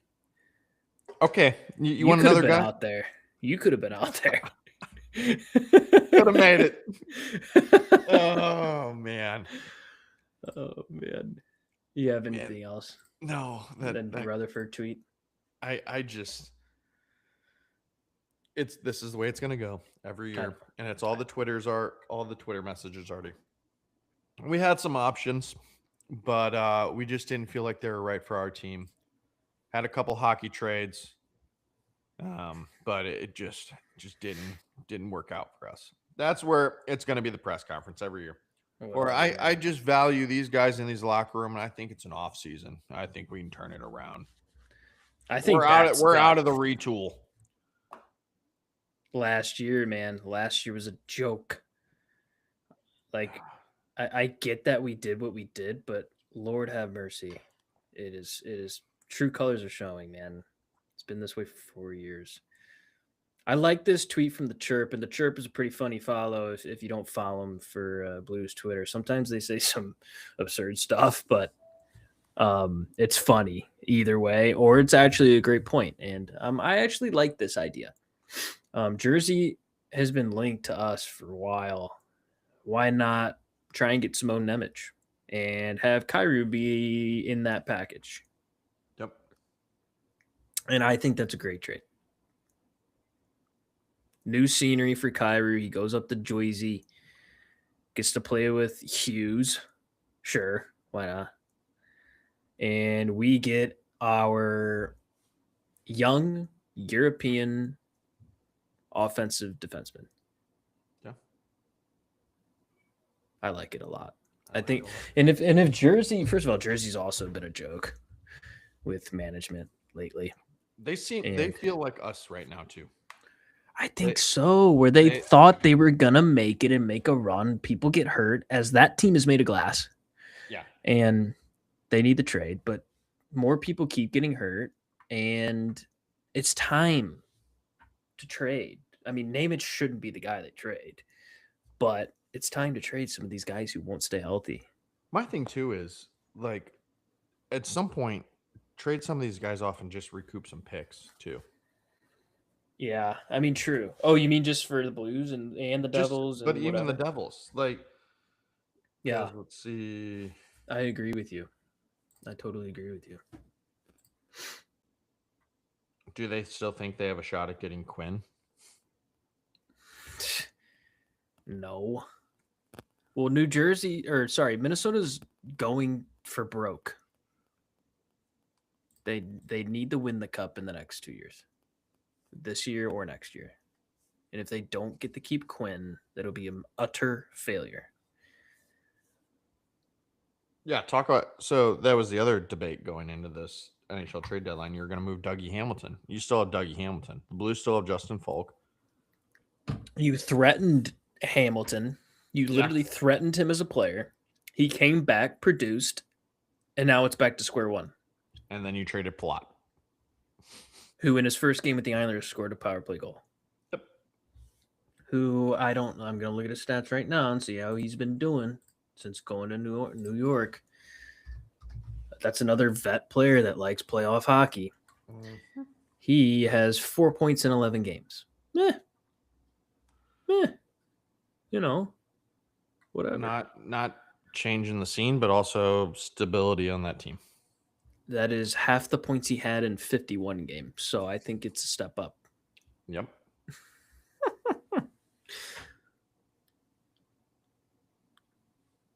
I don't know, buddy. See any other names that I don't have our trade board? Let's see. Zach Whitecloud, thoughts?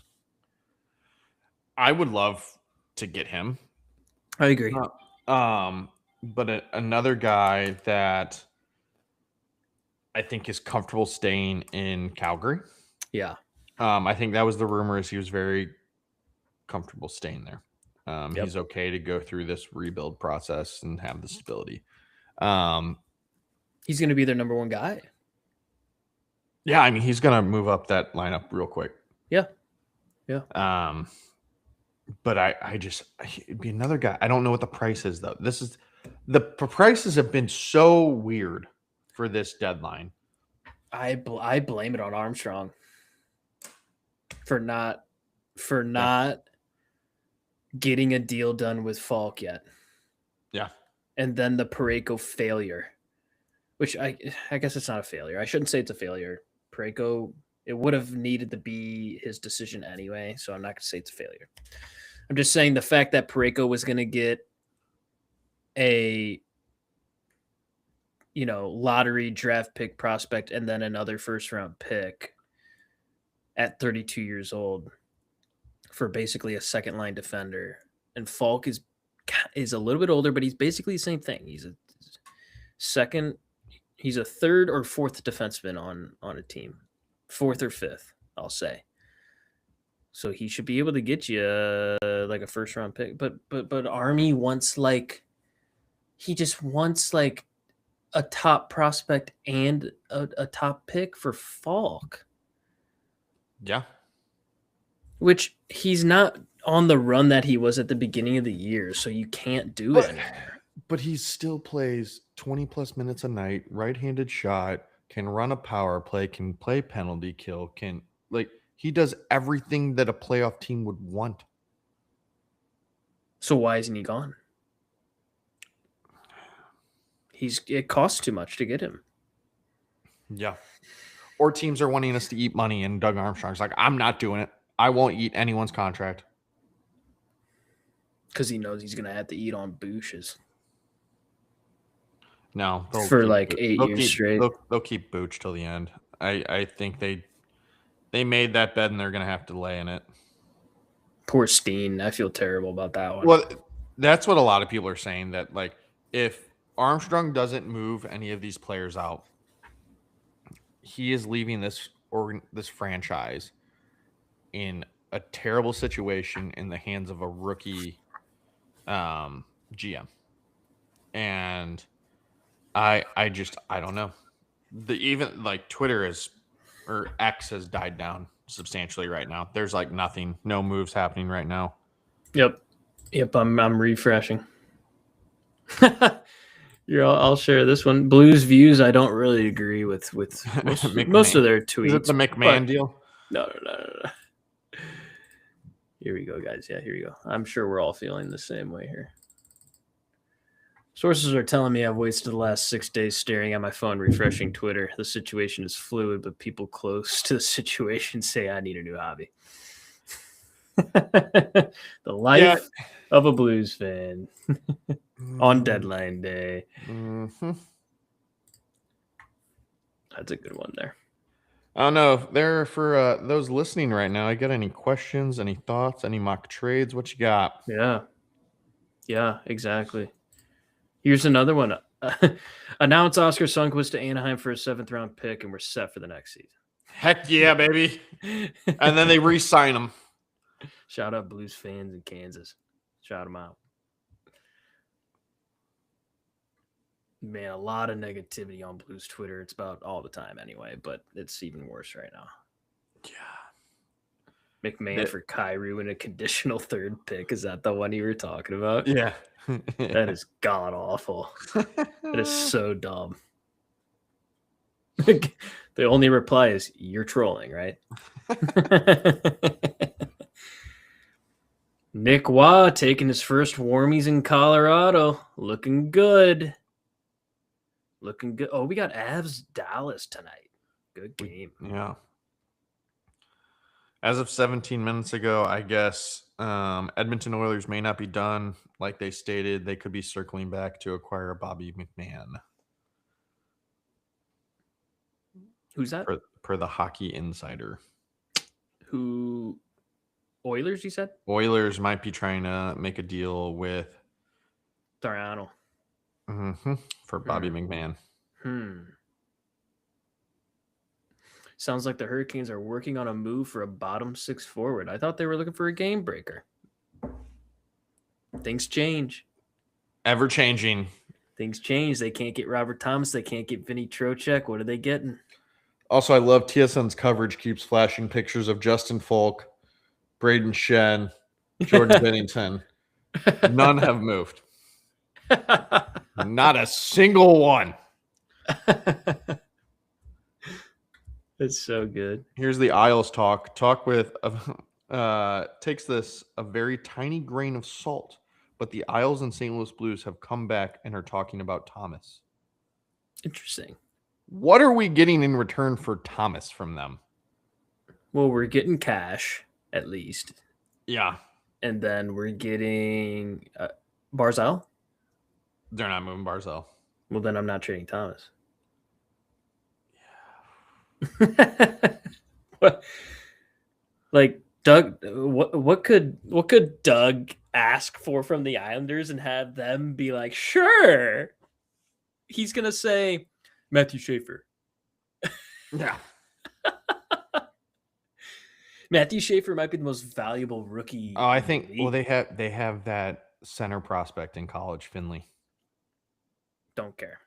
He's apparently a stud. What about Eklund? What about you could do like an Eklund? Islanders fans don't want Eklund gone. I know. I'm just saying, like I know.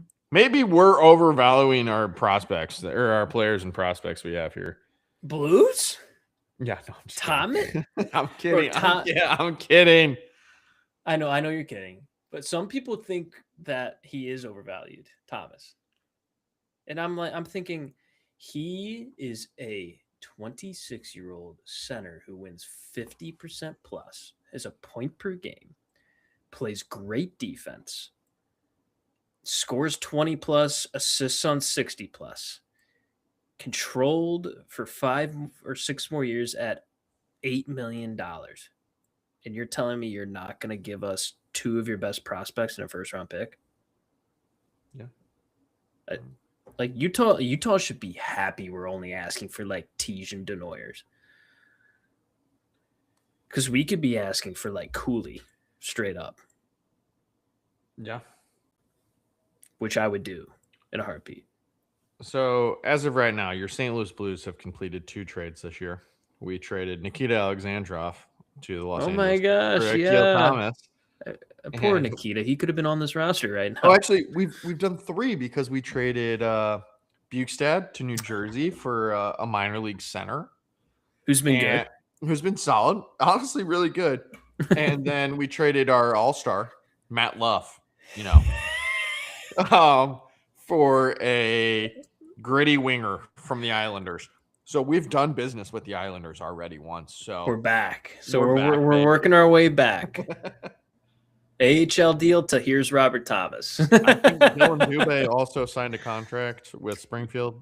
Yes, So he he's off his did. PTO. He's off his PTO. So good for Dubé. He was playing well. Here's a good little comment from Kyle here. Per insiders, everyone's making a deal. No one's making a deal. Tale as old as time. Here's a funny little lighthouse hockey, huh? Based out of the island, of course. I get why the Islanders fans want to target Kyrou, but I doubt he reaches 30 goals again. That's just wow. And I'd fear in 2 seasons we'd be saying, I wish we waited and splurged on someone better. His D has improved in recent years, but he has a late career Vanek feel to him. I don't agree with this at all. I love Jordan Kyrou. I know you do. He is a dynamic goal scorer at $8 million. He's like, you get him to basically give you 30 plus goals a year on the Islander. Yeah. The Islanders are already pretty good right now. They're over expectations. Why wouldn't you want him? I don't disagree. And even if you don't, even if it doesn't pan out, his salary is low enough for other teams to be like, okay, yeah. Or him to be like, yeah, I'll waive my no move if you want to move me to somewhere else. And other teams will be like, yeah, $8 million, sure, for Kyrou, yeah. I don't know. People are silly. But we're probably like, people probably think the same thing of us, where we're like, Probably. Blues player better than that player. And they're thinking, I don't know. I mean, I understand the skepticism, but it's stupid. Frank Saravelli just put out 4 minutes ago. Sounds like the Avs and Leafs are engaged in conversations over Bobby McMahon again. Wow. Mm-hmm. Colorado, man. They're trying to go all in. Dude, I'm thinking the Wild are going to go to the Stanley Cup. Yeah. This is Dan Kingerski, which works for the Penguins. Okay. I think we have an incoming soon, is all he just put out. Okay. He works for who? Pittsburgh Penguins. He's at radio. Oh. Pittsburgh's doing something. Suitor. Seriously. Yeah. Hughes Suitor, please. Something. Falk. Just give us 2 of your picks, Dubas. You don't need all of them. Can we just get our 2nd round pick back? For Falk? Yeah. Throw in like a third. Throw in a third with me. I think we're past the point of thinking we're getting a Rasmus Anderson type of deal. No, you're getting a John Carlson deal. You're getting a 2nd and a 3rd, or a 1st and a 5th. Yep. That's what you're getting. And Pittsburgh has a gazillion picks. And we're going to make this trade, and you're going to refresh on your Blues Twitter feed, and you're going to see, that's all we got. Because Blues fans are delusional. And I'm delusional too. Because I think we should get more. But you should only be getting a 2nd and a 3rd. I'm frantically refreshing. I am too. There's nothing besides very angry Blues fans now that are losing it. I love Mike Bartner, the Islanders guy that I told you about. Mm-hmm. Shout out Mike Bartner. If you don't follow him, he's a great follow. He's content creator for BR Open Ice, which is also a great follow. He goes, hearing the Islanders are training Thomas Vanek and a 5th round pick to Montreal for a 2nd and Sebastian Goldberg. Oh, man. The Islanders traded a 1st, 2nd, and Matt Molson earlier in the season. They're being so silly. Some people are going, are teams like Boston, Carolina, Detroit, Montreal, the Islanders, and Utah really not going to do anything? Something's holding them up. It's probably the Blues because everyone's what like, I'm we won saying. something. But Doug's like, I don't know. Let me And get back to you. I'll get back to you. I got another phone call. Then he's going to be like, oh, it's 2. Sorry. Better luck in the off season. Oh, man. I thought we had more time. Is it not deadline day tomorrow? No, it's today, Doug.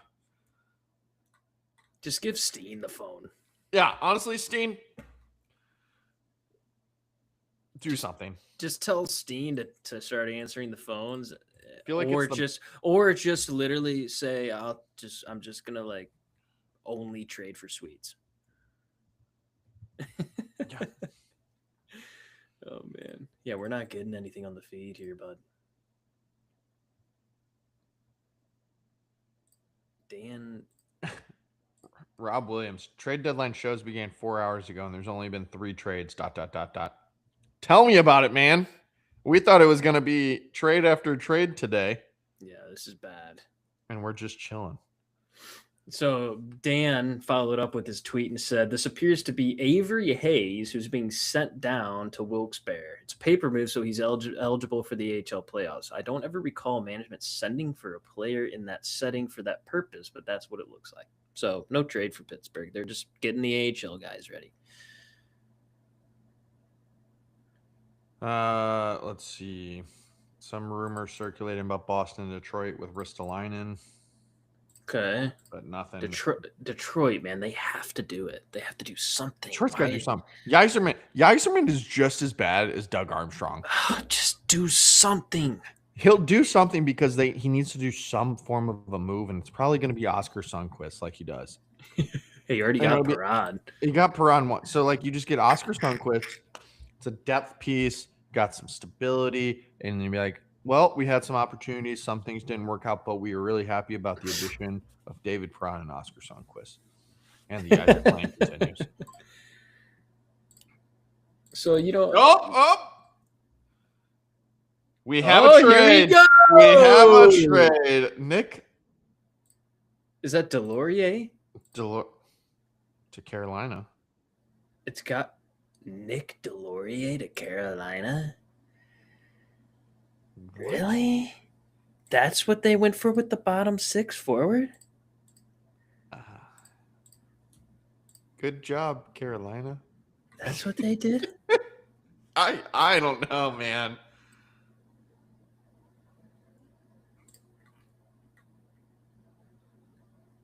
That's the trade we've been waiting for. Finally a goon.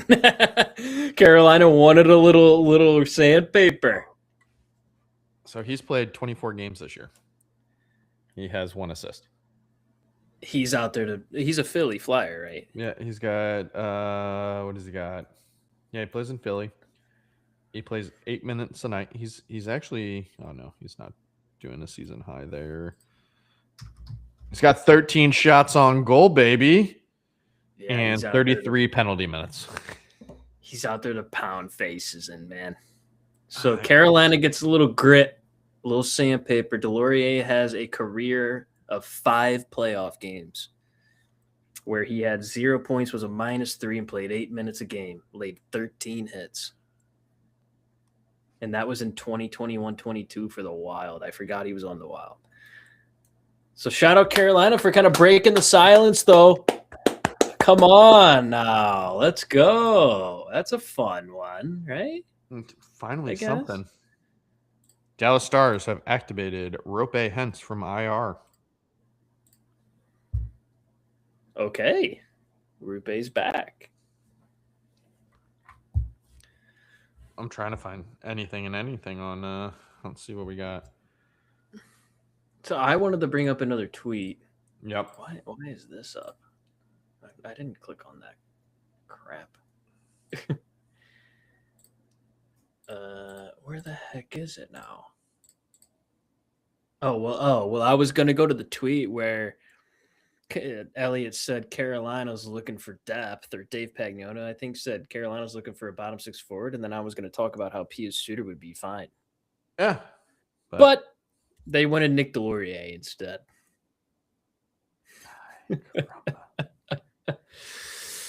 Oh, my God. All right, chat. And we need some other mock trades. You guys have any crazy stuff? Anything you're hearing or seeing that we might not be seeing? Wow, I mean, Flyers got a pick for it. Yeah, Why not?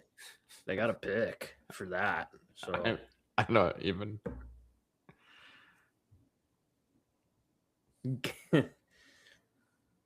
holy smokes.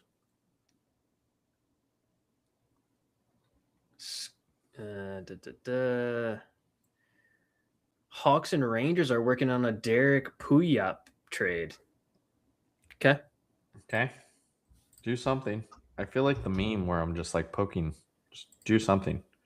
Derek Puyat, nicknamed Pooh, is 32. He was drafted 8th overall in 2012. He has a career of 226 games played with 54 points. He has just been, hanging around. He's a former Blue. 2 games. He has been on 1, 2, 3, 4, 5, 6, now 8 teams in his career. He won a Stanley Cup with Pittsburgh in 15-16, where he played 2 games and played 14 minutes of ice. All right. Hey. Okay, so he's a gamer. He knows what to do. Good little pickup here for the, I guess it's the Hawks. No. Huh. Wow, seeing Tyler Myers in a Dallas jersey seems right. I still don't know how I feel about that. It feels right. For sure. I'm so sad that I totally forgot that our Twitter wasn't on X Premium anymore, buddy. I'm sorry. Nah, you're good, dude. Because that's just huge. That would have been nice. I'm upset. But it's okay. It happens. I'm broke. This was also our trial run of seeing how this would work, and I think people are enjoying it. Yeah. We've had some combos with the boys, so that's nice. Darren Dreger says he thinks there's a better chance of Bob getting moved over Bennington. Yeah, I am 50-50 chance he says Bennington. That's not good enough. I need a 90-10.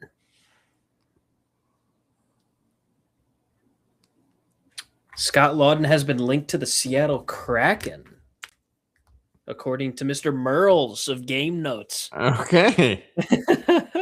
Where's he getting his info from? Shout out to Merle. My confusion is that even like every major radio station and outlet and sports media in St. Louis said we were gonna do something. I know. And here we are. We're an hour away, everybody. Bobrovsky linked to Vegas and Edmonton as of 3 hours We knew ago. that. We knew that. Yeah. We knew that. I still have some other names. Thoughts on Mason Lowry? I think he was mentioned of possibly getting moved, but I think Boston might just stay put. Yeah, we talked about him in a package when you're trying to acquire Robert Thomas. Yeah, true. He's a solid defender. Young, Yeah, tall. He's young, tall. He's a big boy. Yeah. It's good for Boston's future. I don't understand why they would get rid of him. Yeah, I'm still waiting for Detroit. I'm still waiting for some alert to say Detroit made some form of a move. Yeah, for a right-handed D. Oh, it's for futures consideration. For who? Nick Delorier. Nick? Yeah, why haven't they gone after a Ferraro, Falk, even like a vet D and OEL? Is he worth putting in your lineup for a guy that only plays 8 minutes a game? Delorier? Yeah. Oh, he's just there to like be a shit disturber. Yeah. He won't. I doubt he'll play. But why not get him in the locker room just for vibes? Yeah, maybe he's a vibes guy. Sure he is. He's made him and Revo made a living off it. Let's see. Ristolainen's still not moved. Supposedly he's practicing right now. Oh yeah, he's not getting moved. So I don't think he's moving. Sorry, Nikki P in the chat. Troach still not moved. Got an hour left here, Rangers. You're talking about a Puyat trade. You should be talking about a Troach trade. Nope.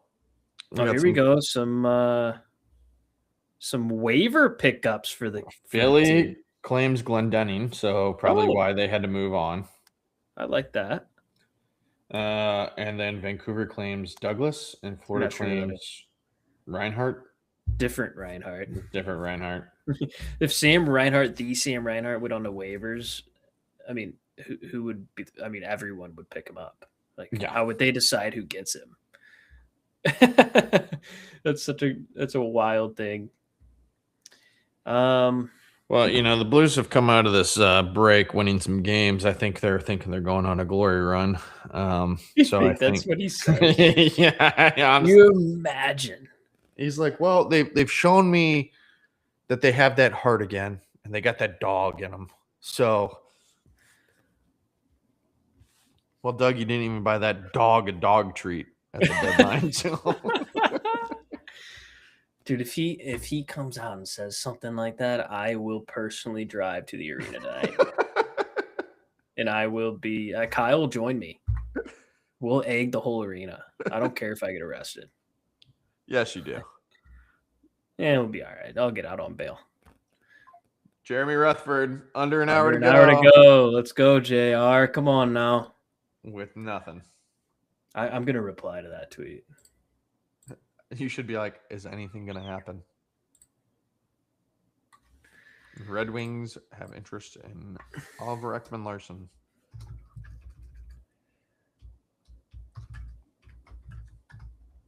It's all quiet on the Western Front. ...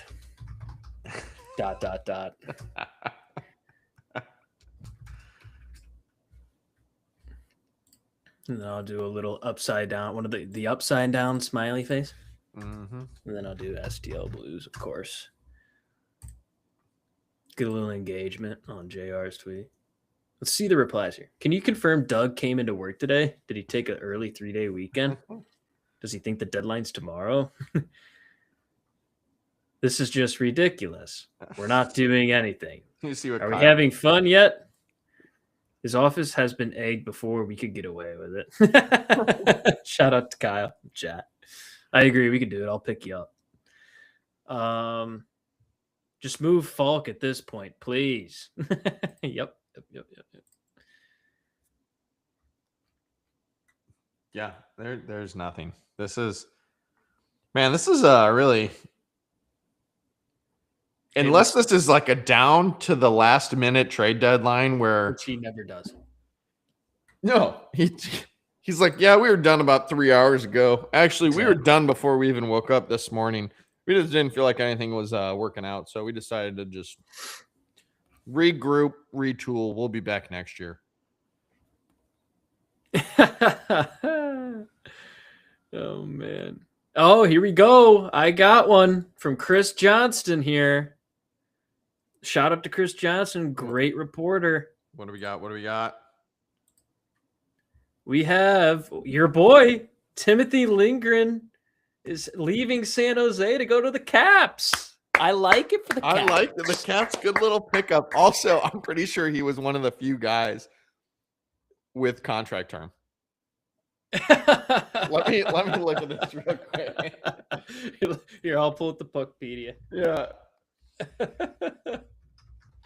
See, Mike Greer's an interesting GM, right? I mean, yeah. How do I spell this last name? L-I-J? What is it? L-I-L? Here it is. No, he's going to be an unrestricted. Okay. He's only 26, right? Yeah, right-handed shot D. There you go. You back end Carlson. He's a former first-round pick. He's only got 11 points, but he's more of a D man. What'd they get back for him? No report yet from Johnston. Bench rates they have to have some sort of AI system. Bench rates is just they are so fast. Is on it today. Dude, they are so fast with replying to tweets. It's crazy. Like They must have multiple tabs open. Shout out to Ben Trades. Can we do a shout out to Devontae Smith Pelly, who's on Sports Center or Sportsnet right now? Just what a guy. Smith Pelly. Yeah. He was great. Once I see the return, I'll put it back up. But I'm gonna go to his career stats for fun. It's so funny you had mentioned it, and I'm like, no, like he's one of their better defensemen for a young guy. You know, he's Swedish, right-handed Swede D man, dude. That's a great pickup for the Caps. It really is. He has 13 games in his career in the playoffs, has 1 point, but he was a even plus minus. That was for Toronto, of course. He's a defensive defenseman. Second or third. Elliot Friedman, momentum has built up for New York Islanders and STL to complete a Braden Shen trade. Wow. What? No. If that is the first piece to go, I'm going to be pissed. I'm not. I don't care. Just make it happen. Yeah, just do something. Honestly. Holy. Wow, what are we getting back? We're not going to get anything back of value, though. Yeah, unless we get Finley. But the Islanders can't afford what they really want, which is Robert Thomas. So, you can have Jordan Kyrou. No, but they want a center.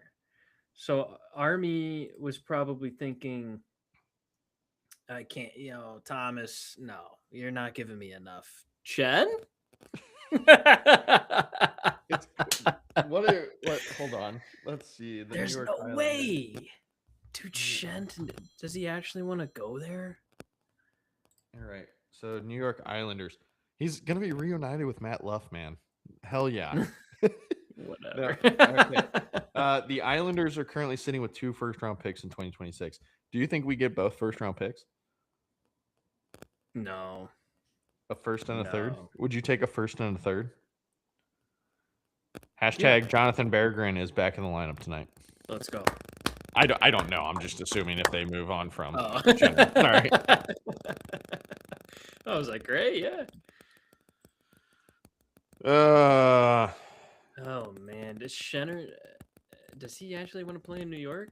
It all comes down to that, as we know. Yeah, it is circulating everywhere. The Islanders to acquire Braden Shen. Wow. Yeah, Sarah Valley finalizing the trade right now. Dang. That hurts. I love Braden Shen. So let's take a moment to talk about how much Braden Shen has meant to this organization. Like true leadership. Yep. Big time St. Louis guy. Big time first responder guy. His dad's a fireman, was a fireman. Really great to the St. Louis Fire Department. I will say that. But wow. I'm interested to see what this return is about to be. Also, we will get to break the first freaking trade of the Blues as it is 1:10. So 50 minutes. We have 50 minutes left. Oh, yeah. Braden Shen, hockey trade deadline. No way, man. It's popping up on TSN right now, but there's no full finalized deal yet. I think they all are talking about how he's a heart and soul kind of guy. Yeah, but he knows the situation. But if you do this, like Falk's got to go. It's under 50 minutes. And you know what's so great about Shen? He will be back. He will settle down here. I mean, I think I agree with that, but I also think that he is like a pros pro, like one of the last pros of that generation. Like, just does everything right off the ice, plays his heart out on the ice. Jeremy's working to confirm. Come on, JR, baby, put some work in, buddy. This is crazy, bro.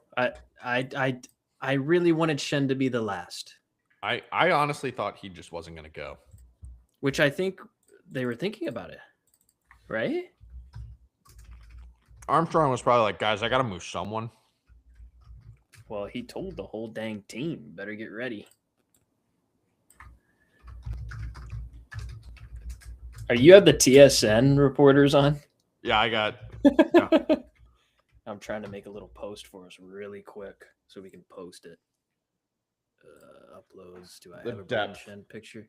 I mean, what are we getting back? Because right now, are we getting Jonathan Drouin in return? I feel like that would be a move they would try to do here. Get Drew in. Yeah. No, man, we don't want Drew in. All right. Well, I'm aware. I mean, yeah, I'm just saying we don't want him. What? Give us something else.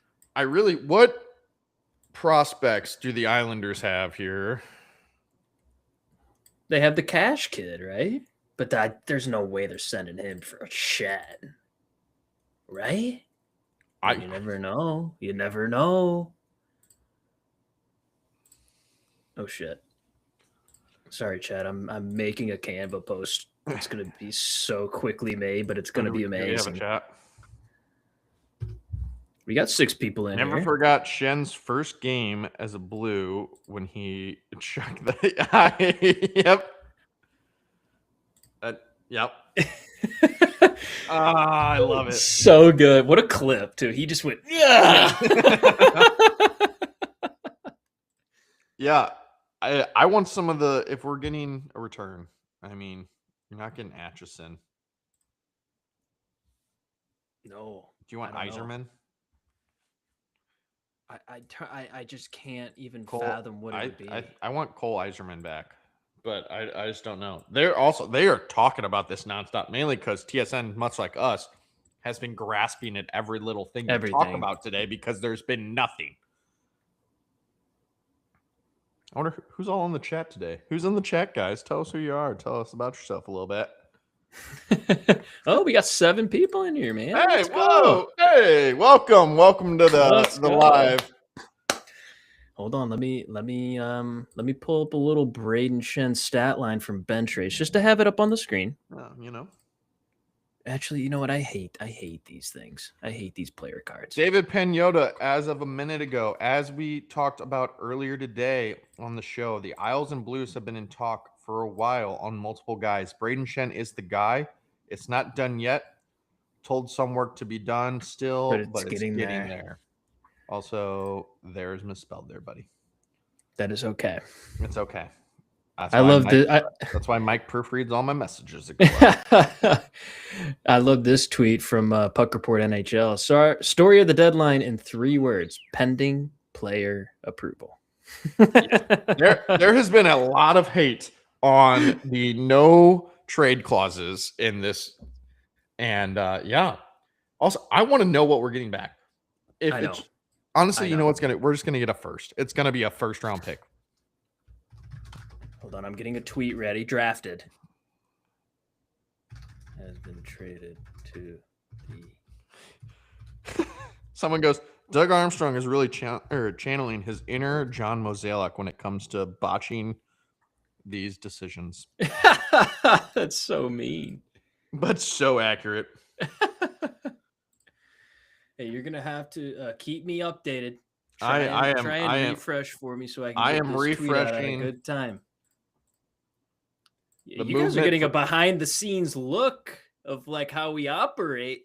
It's just a bunch of nonsense. We're like, oh, crazy.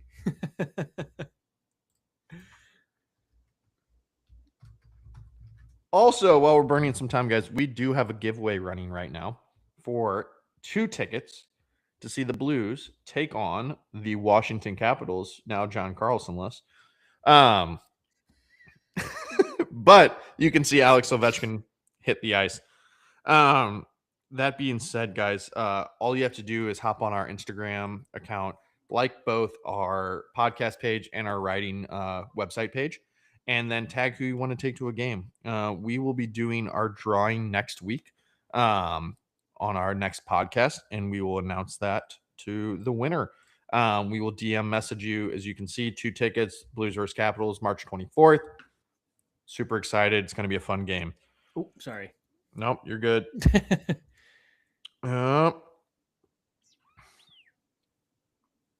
A lot of My a pop lot of work says to he's be listening, done. and it sounds great, by the way. So shout out my dad. Shout out, Mr. Ruma. You got to get you on here. Yeah, we got to get you on a little guest appearance. He was like, when we first started, he's like, dad's episode. You got to get the dads on. Honestly, I think it'd be a great It'd be episode. so Get your funny. dad, my dad on here. We Just don't what a tell heck of anyone a- and just have them do the podcast. Be like, what? This is Joe Ruma. And you're listening to the 5-Minute Major. That'd be so funny. Are you refreshing for me? I'm refreshing, and Okay. I've got nothing. Because I need the return before Frank I tweet Spaghetti, out. you can say it so many times they are finalizing a deal. I just want to know what the final deal is.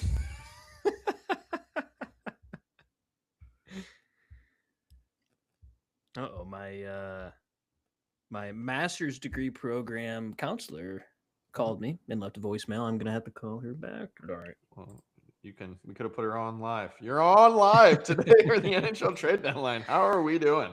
I got a trade for you. Here we go from Elliot. Soderblom from Detroit to Pittsburgh for a 3rd round pick. Okay. That's a solid trade. Yeah. I love it, actually.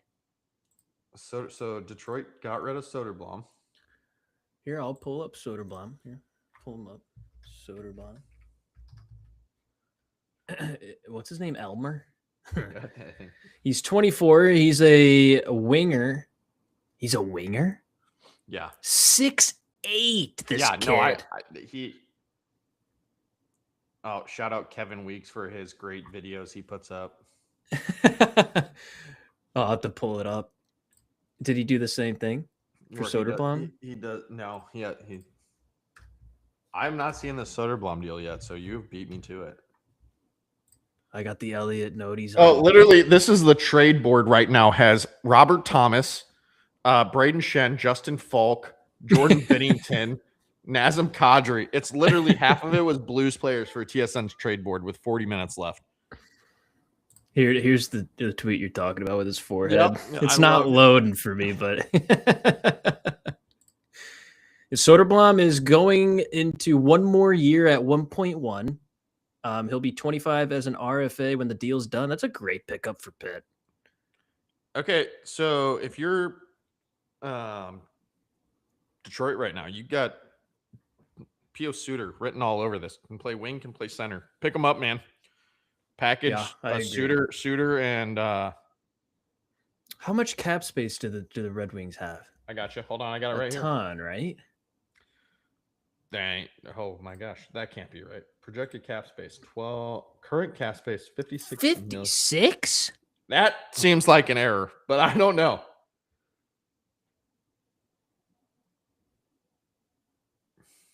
Well, buddy, they no wonder they're trying to get a guy with term. I didn't realize that they had that much. Anything else from the Shen deal? Done deal. Shen has waived his no trade to accept the deal. Frank Saravelli 3 minutes ago. We did not blow a trade with a no trade clause, folks. I think that's a round of applause for the freaking NHL today. Mike Meyer. It's us, all of us right now, Mike. It's all Mike, of us. If you are tuned in, buddy, we are. I can't believe Braden's gone. I'm really sad right now. Honestly, this kind of sucks. This is how I felt the other day when the Parayko stuff was like.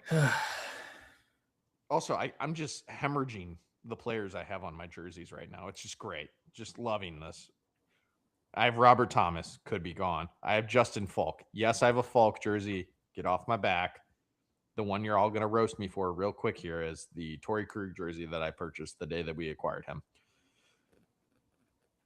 Oh, I can't believe New York is the team that he waived for. At the end of the day, like, Shen wants to play meaningful hockey. Are they also trying to acquire his brother, Luke, right now? No, the Islanders and the Sabres play like next. So Luke and Braden are going to play against each other again, but not together. Which they did in Philly, right? They played together in Philly. For I think a period of time, yeah. Yeah. Shout out to Luke Dostal, who was taking one-timer shots from the point or from the face-off dot in practice today for the Ducks. If you don't know who that is their goalie, folks. Yeah. He has a better one-timer than 90% of what we have on our power play. So here's a question for my father. Who's the next captain, buddy? We talked about this earlier, Dad. So we did have this debate. Yes. Yes, you can start it. There's two theories here. If you want to replace your captain immediately, it goes to Colton Parayko. Yeah. I think he's the heart and soul guy. He's the guy that rejected a trade. He's your leader. But he's a different type of leader. I think he's similar to the leadership you had in Shen, where it's just he shows through his play. He works hard. Right. Exactly. The fan favorite, and I think a lot of people are pushing for, would be Jake Neighbors. If you give it to Jake Neighbors and Robert Thomas does not get the C and he is staying here permanently, we're going to have the exact same situation that we saw with Tarasenko. Also, it looks like Matthew Joseph signed a contract with the LA Kings. Yes. So he is playoff eligible. He signed a 1-year deal at a $900K rate to play for the LA Kings. They love their vet players out there. And he played for DJ Smith while he was in Ottawa, so it might be a good fit for them. Yep. Shout out to Matthew Joseph, man, as well. Breaking Blues trade captain Braden Shen to the Islanders. Okay, Jeremy, hold on. Let me get the Athletic app open because he's got the article up, but he doesn't have the return. Does he have the return? What's the return? I'm loading. No, I'm trying to ask them. Blues from afar. He was not on the pre-approved list, so I'm just going to post this, though. I'm just going to say St. Louis Blues captain has been traded to the Isles, ... Shen, the story will be updated. Yeah, there's still no return. Sounds like it's a done deal. One of the best, what should I say? One of the best forwards. Oh, captain, my captain. In humans.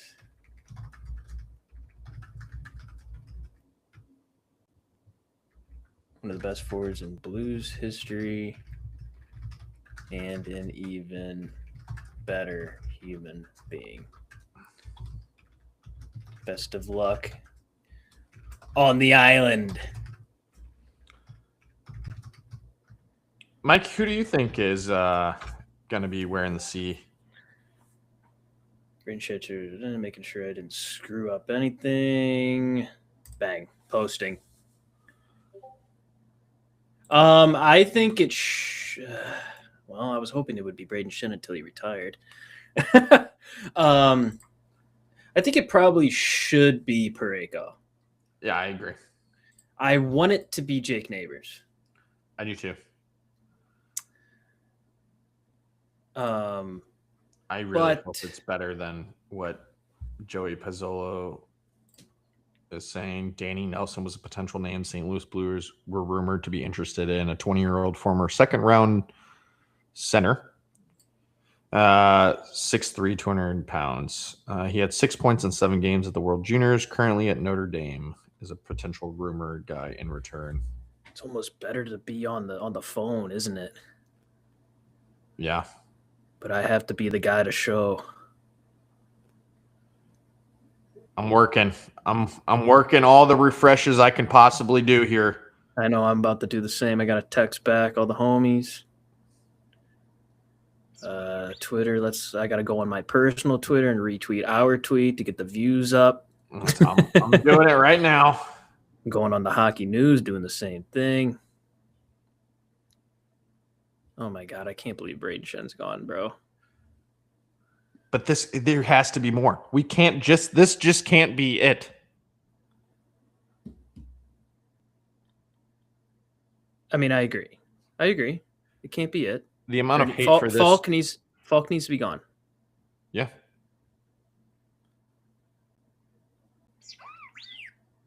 Dave Pagnotti, I'm curious about Jordan Kyrou. He would fit the bill and caliber of players the Devils are wanting.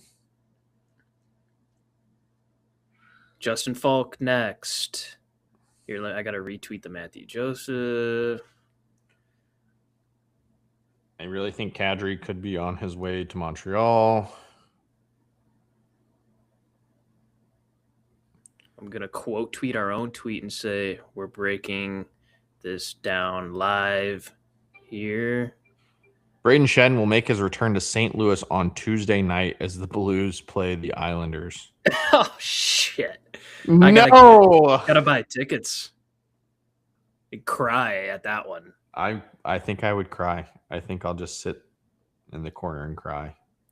Trust me, I cried when Perron came back. Why does it feel like this is very much a paper bag feeling? I did not put hashtag NHL Trade Deadline on that dang tweet. What am I doing? It's okay. Life moves on. Kyle, it was none of those players. It has been listed as Braden Shen has waived his no trade clause to go to the New York Islanders. The return has not yet been put out there, and he will be making his return if this trade does go through to play the Blues Tuesday. What do we got? Nothing. Here we go. Hold on. Bruce Garrioch from, I don't know if I'm pronouncing that right, from the Sens broadcast. He says, I don't think the Blues are done. I expect there's going to be another move. Trades are coming in now. Ottawa? Okay, Brady Tkachuk. Come on, buddy. Come to Papa. Yeah, people think Jake Neighbors is the newest captain, man, and I don't agree. It has to be Parayko. But what message? If you did that, you just are like, you know what? Then Thomas and Parayko are gone in the offseason. Right? I just think it. If you give Jake Neighbors the seat, as much as I think he deserves it, I don't think Parayko would be insulted. I think Parayko would be fine being part of the leadership core. Robert Thomas and Jordan Kyrou may lose it. I don't think Kyrou cares. Kyrou doesn't care. But Robert Thomas, you thought was disgruntled. Darren Drager a minute ago. Look at this return, first, brother. Third, and a prospect return for Shen. That is a haul. What prospect? I don't care. You got a first out of this. That is a haul, baby. And it's sad, but thank you, Braden Shen. Yeah, wow. Okay. Maybe waiting until the end and not budging. Maybe it's a new era. Maybe so here is it Armstrong's coming through going TSN. out with a bang. TSN, Braden Shen traded to the Islanders. Hold on. We're gonna use the TSN broadcast here. Okay, keep me up to date here. I'm gonna look for Kyle thinks Robert Thomas is the captain. Which I don't disagree with at all. Him or Parayko make the most sense. Andrew Gowert's in here. He says, we welcome our new overlord, Alex Steen. Yes, sir, Andrew. Welcome, buddy. Welcome in. It's getting crazy. We have 30 minutes until trade deadline, folks, and it sounds like trades are coming in. Sounds like rumors out of Ottawa that the Blues are not done. I know, this is interesting. If we're involved in an Ottawa trade, guys, I want to hear what you want. And I mean, I want realistic ones, and then the one we all know is you want Brady Tkachuk. But if you pull off a Brady Tkachuk trade, you're looking at the caliber of a Matthew Tkachuk trade that Florida and Calgary did a couple years back.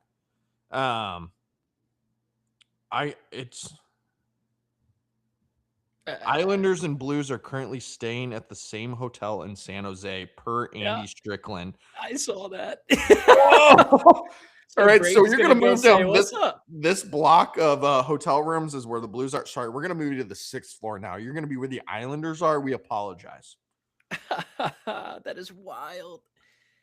You know what? That Islanders team is a good group. Here we go. All right, keep me updated.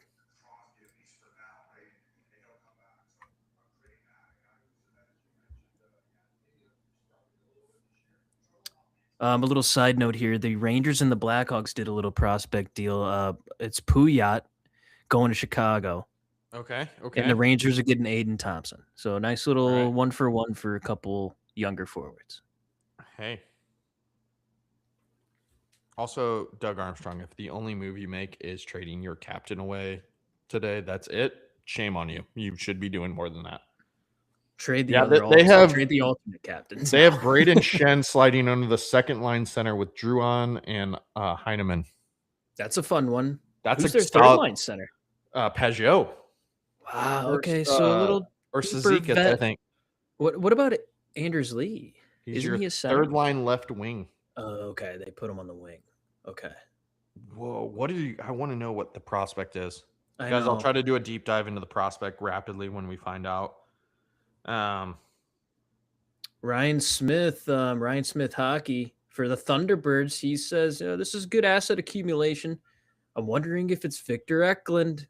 Blues do love their Swedish prospects. Hey, Ryan Smith, man, I left you a message on your voicemail for the Springfield Thunderbirds. We want to have you on, my guy. Please get we back would to love me. that. We would love that. Oh my gosh, that's a lot for Shen, brother. I mean, based on where he's at in his career, he's about to be the end of that contract, so they get him for a couple years at 6.5, and then after that, it's up to Shen. So honestly, I like the trade. I just really wish it wasn't. Excuse me, wasn't Shen first. Hey, we're live. I can't cut that out. We're live. People are losing it over. Are they Shen really? was the first one to go.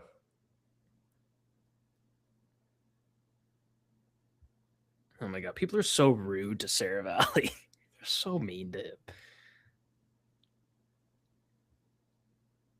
You Also, just ride the coattails of every other insider. Like, these people are delirious.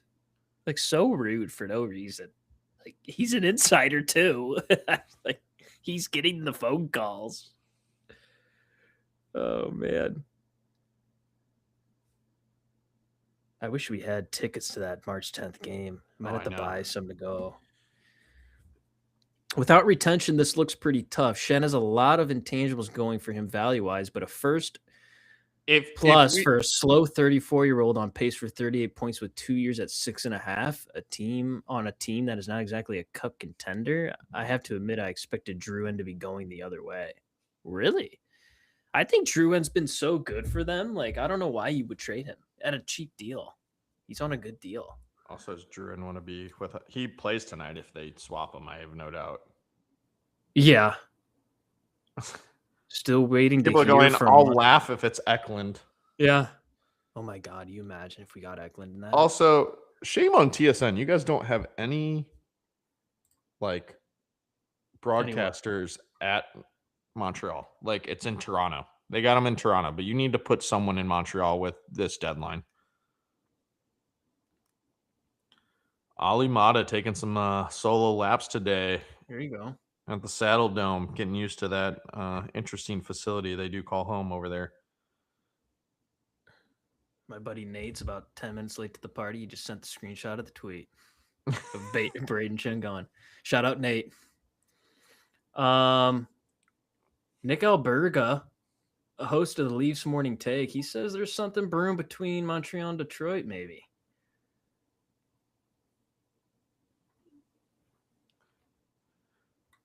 I mean, Detroit as of 25 minutes ago, there's a lot of curiosity about Jordan Kyrou and the New Jersey Devils. And there we go. Snemich. It would never happen, but. Okay, this.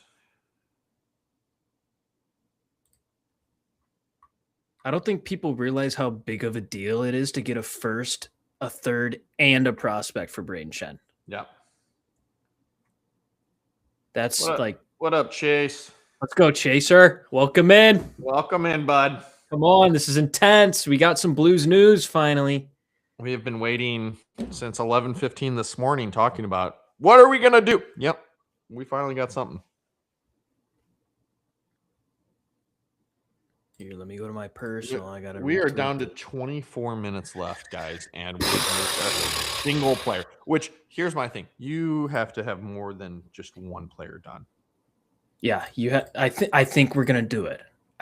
Now that Doug got the cap out, you can't only do Braden Shen. He got what he wanted for Shen. Great. You don't have to get what you want for a couple more guys. You got Just a get them out. value that, Get like, them out. just clear the money. Clear the money. Fresh slate. We can overpay someone in the offseason that you want. I agree. Oh, we're getting traction on our little tweets here. We might be getting some more people in here, hopefully. Here, I'm gonna pull up this. I'm gonna pull up our little graphic tweet. Oh, I gotta post that on Instagram too. Shoot. Sorry. Ship out Falk, Dougie. Detroit. You know you wanna. Come on. I agree. Here, let me post this on Insta too. Falling behind the 8 ball. Yep, 101 ESPN is saying he's straight. Yes, but we're all wanting to know the return, guys. We need well to know the aware that prospect. Braden Shen has been traded for a first and a third round pick and a prospect. Will it be William Eklund? Will it be Who's the prospect? I don't know. It's not. I don't. Is think there it'll be more that. going that way? Is there a package deal to send Justin Falk that way as well? Like, is there more to this deal than we are thinking? I don't know. That's a great question. TSN has marked Braden Shen off their trade board as fully traded, so we know it's happening. The return is just what we're waiting for. Leafs are finalizing a trade involving Bobby McMahon. Who were they talking to again? Colorado? Colorado. So no team specifically listed just yet, but it sounds like a deal is in place to send him as well. To Colorado. Yeah. Or it should be Well, Colorado, or will it be? We don't know. But we don't know. I can't believe we just traded our captain. I know. It's a little humbling. Well, we're known for doing that. That's true. That's why it sucks every time. I feel like the next captain's going to get the stigma of being like an Eric Brewer. I know. But you have to do that, you know? An even better human being. He's going to get such a big standing O. I think I got to get tickets to that game on Tuesday. Yeah. Dad, you want to go? Those of you who are there just tuning in as well, we did update that Matthew Joseph has signed a 1-year, $900,000 deal with the LA Kings, which does make him playoff eligible going into the playoffs for the NHL. That's fun for him. That's fun for him, you know? Braden I'm excited Shen about traded. That. What is the return? It is still lingering out in the ether. I wonder if they're trying to get more out of us. It's like, well, we'll attach Eklund, but you got to throw in Falk. We'll attach Eklund and maybe in a second round pick on top of the other 2 picks if you throw in Falk. My dad said this coming Tuesday I'm in town. Let's go. Heck yeah. Let's go. Start looking at ticket prices. If they're probably already crazy. Now that they're I think probably about crazy. it. Let's pull up Ticketmaster real quick. Can't wait to see. I can't believe Braden Shen's gone. I need to change Ticketmaster to the US, not Canada, because I had to buy Canada. Yeah, I had to switch the good old Ticketmaster to Canada when we bought the tickets for the good old Sens game. Yeah, bud. Don't you know? All right. To all our Canadian listeners, shout out the Canadian listeners. Shout out Belleville, Ontario. You guys are crazy. And shout out Belleville, Ontario. Shout out Hockey Stick Man. Yes, the Hockey Stick Man. Hockey Stick Man. What a place. Shout out Kim Kittle. If you need your skates sharpened, that man will get you fitted in skates that are perfect for you. Yep. He will get the blades perfect for you. And he'll take care of you just like your family. Tell him I sent you in. I go and just hang out with Kim when I'm in town. I just go sit in the hockey shop. Tickets are like $25, $26 still. You can get sorry, go ahead. Lower bowl tickets are in the hundreds. I mean, that's not bad. No. $25. $25. You might be a little. You can probably get 50s. You can get down closer. Yeah, but hey, while we're on it, I'm gonna shout out Gateway Sports. If you love sports at every level, there's only one place you need to be: Gateway Sports. They cover it all: preps, college, and the pros. Real coverage, real voices, real passion for the game. From live shows to podcasts, that's us. Gateway Sports connects the region like nobody else. Proudly powered by First Form and Recalibrate.com. Visit gatewaysports.net. Every level, one Gateway.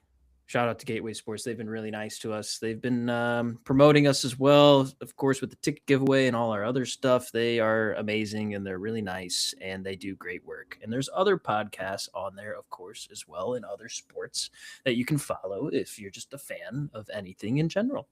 So shout out Gateway Sports. Shout out Gateway.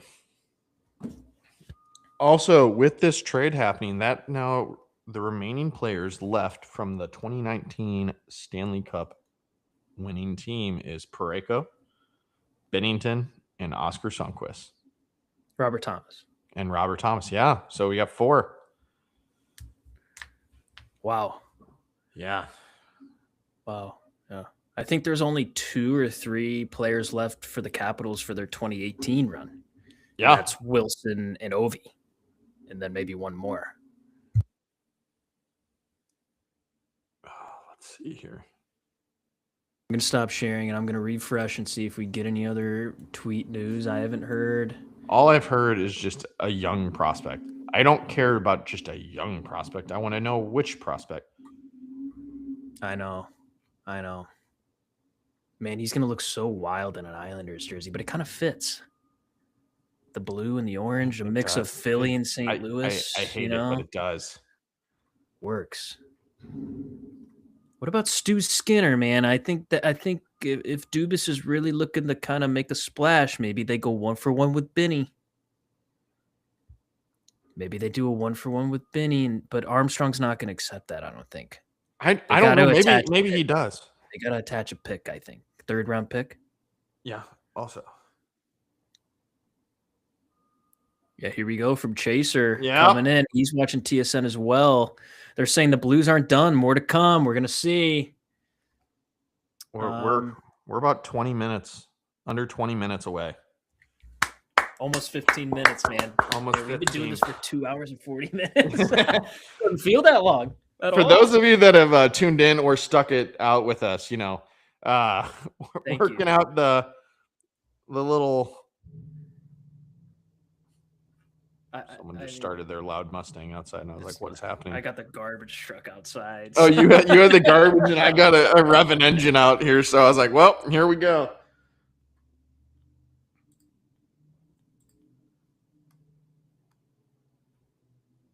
Let's see. A lot going on in St. Louis right now. I can tell you that. Teams are sniffing around Falk. The Red Wings are one of those teams. Not saying they're close on anything, though, from Darren Dreger. I need them to pull off a big trade. I need them to just be like, we're blowing it up, because I think you need to send a shockwave to your locker room. I'm starting to come around to the Stu Skinner to Bennington thing. I kind of think that's a good trade now.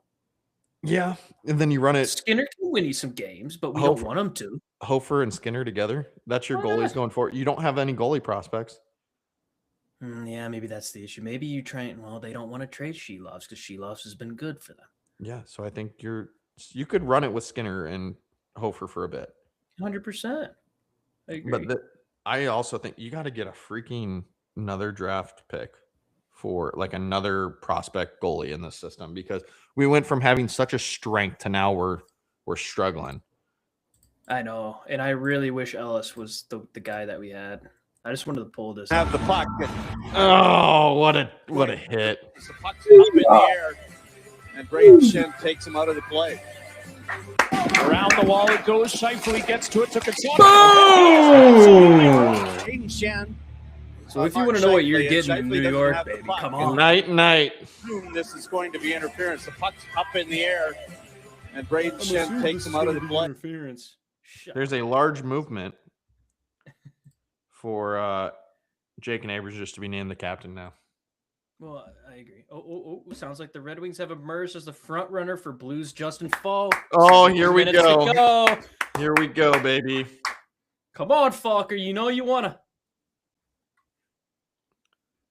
This is the team we've been waiting for. Per Mike Meyer on X, I'm in no rush to name a new captain. I know fans want Jake, but there's no rush. Name a few A's and let the new C emerge.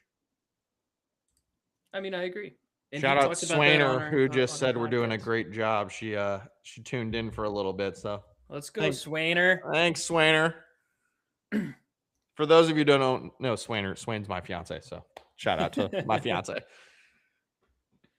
Yes. Man, I still can't believe Shen is gone. I know. And I was honestly gonna get some jerseys sent off to our guy that does Oh, yeah. jerseys to get Shen put on one, but now this is just real sad. Oh, Real I'm still gonna sombering get moment. I'm still getting Shen on one of them. Yeah, but I never got a jersey signed by him, which is the gut punch one. You want to see my signed jersey? Nicky P says, "What's Hey, up, Nick Swainer?" P. Nick P. What a guy. What a legend. What a guy. Yeah, gotta- gentleman and a scholar. He's a gentleman and a scholar. Oh, Jay Fresh is not happy that the Red Wings have emerged as the Blues as frontrunners for Blues Justin Falk. He doesn't want it. He doesn't want it. Well, that's too dang bad. Come on, Yzerman, make the Yzerman, move. make a move. The Yzer plan. It's two boneheaded GMs going at it right now, though. Yeah. Dougie and Yzerman. No, I'm not going to lower my price. Yes, you are. No, I'm not. Do you know who I am? Yeah, you're Yzerman. I can't believe this prospect hasn't been. Per Darren Drager, Blake Coleman and Zach Whitecloud are viewed as very important pieces in the transition of the Flames. So they're not Calgary's gonna be- idiotic. So what about Kadri? So Braden Shen is in a 6-year of an 8-year deal at $6.5 million with a 15-team no trade clause, which he did waive. The New York Islanders with $6.02 million in cap space prior to this potential deal.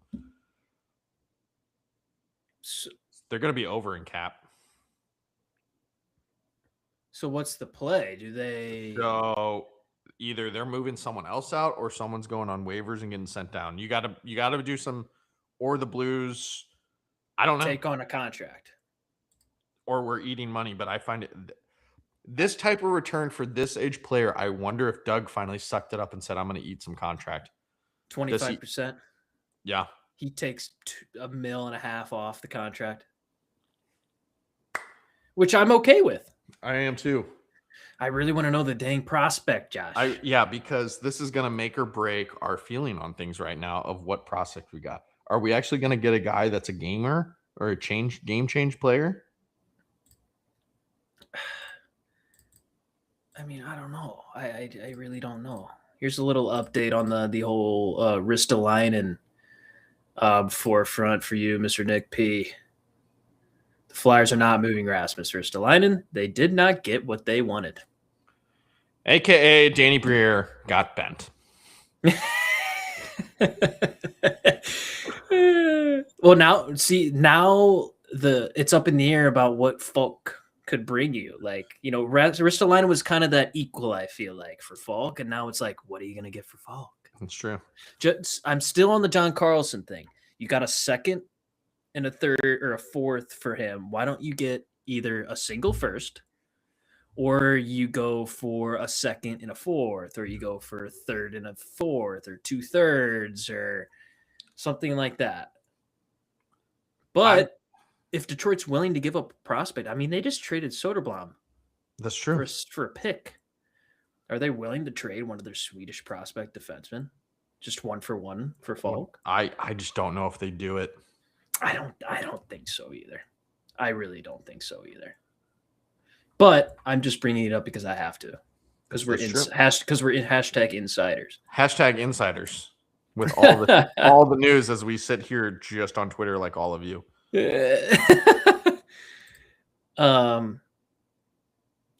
I feel like the whole Line A thing getting traded out of Montreal has died off. We'll see, though. We got less than 10 minutes No news on Evander Kane. No news on Oliver Ekman-Larsson. No Scott Lawton trade. No AJ Greer trade. I feel like we're going to have Coleman a lot and of trades. Whitecloud trade. A lot of trades that are getting sent in late that we will see coming out after. Yeah, maybe like 20 minutes after. Yeah. Patrick Kane for Falk. Let's do it. I'm here for it, Bro, actually. I'm in. Do you give him the C out of the gate? Just let him be your captain. He's like the only American on the team. On the condition that he has to retire a Blue and cannot sign a one-day contract with the I am all for it. That is a crazy condition. Someone going, is this deal being held up because Cairo is also part of this deal?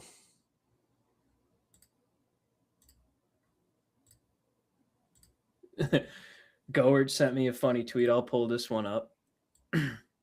Shout out to Hal Plays on Twitch. This is this is really good. Hilarious that the Buffalo Sabres aren't going to win a Stanley Cup this year because Colton Parayko's girlfriend is some sort of pizza kingpin in St. Louis.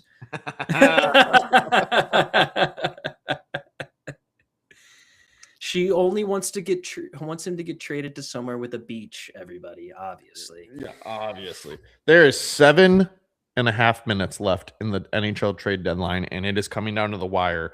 The Blues have been listed as one single trade being done so far. Braden Shen going to the New York Islanders for a first, a third, and a young prospect. Rumors circulating currently about Justin Falk as well. Lots of information out there.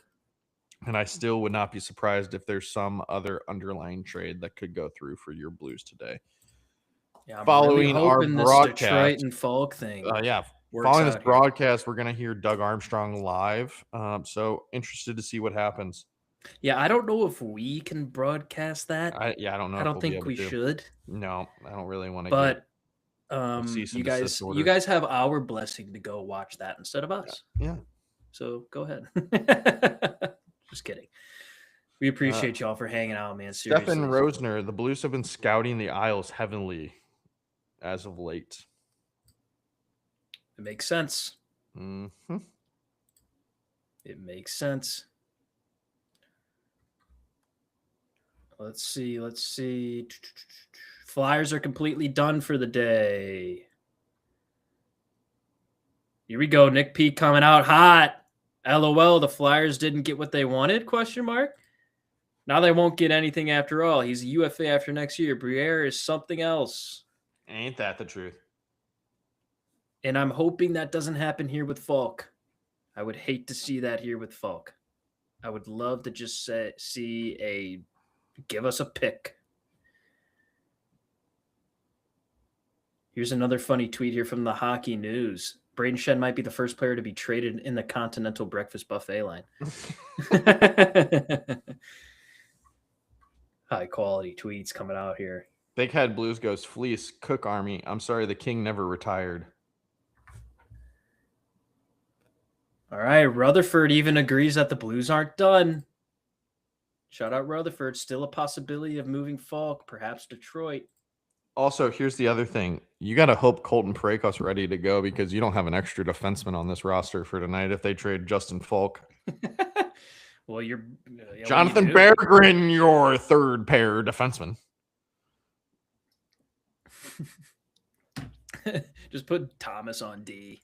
Islanders people are going, surely I hope the Blues are taking Engvall or something. They're losing their mind. They're losing their mind because of the cap situation. People are going, oh no, Islanders, what have you done? 5 minutes is a snappy turnaround. Yes, it is. This is a new army. Oh. This is a brand new army. We've never seen anything like this. I figured he was at home or on the golf course at this point. Hey, we still don't know the prospect. No, which makes me wonder if there's part of me wonders if there's more to this deal and we're going to see other players involved in this package. Let's see here. 4 minutes to go. Still a possibility of moving Falk.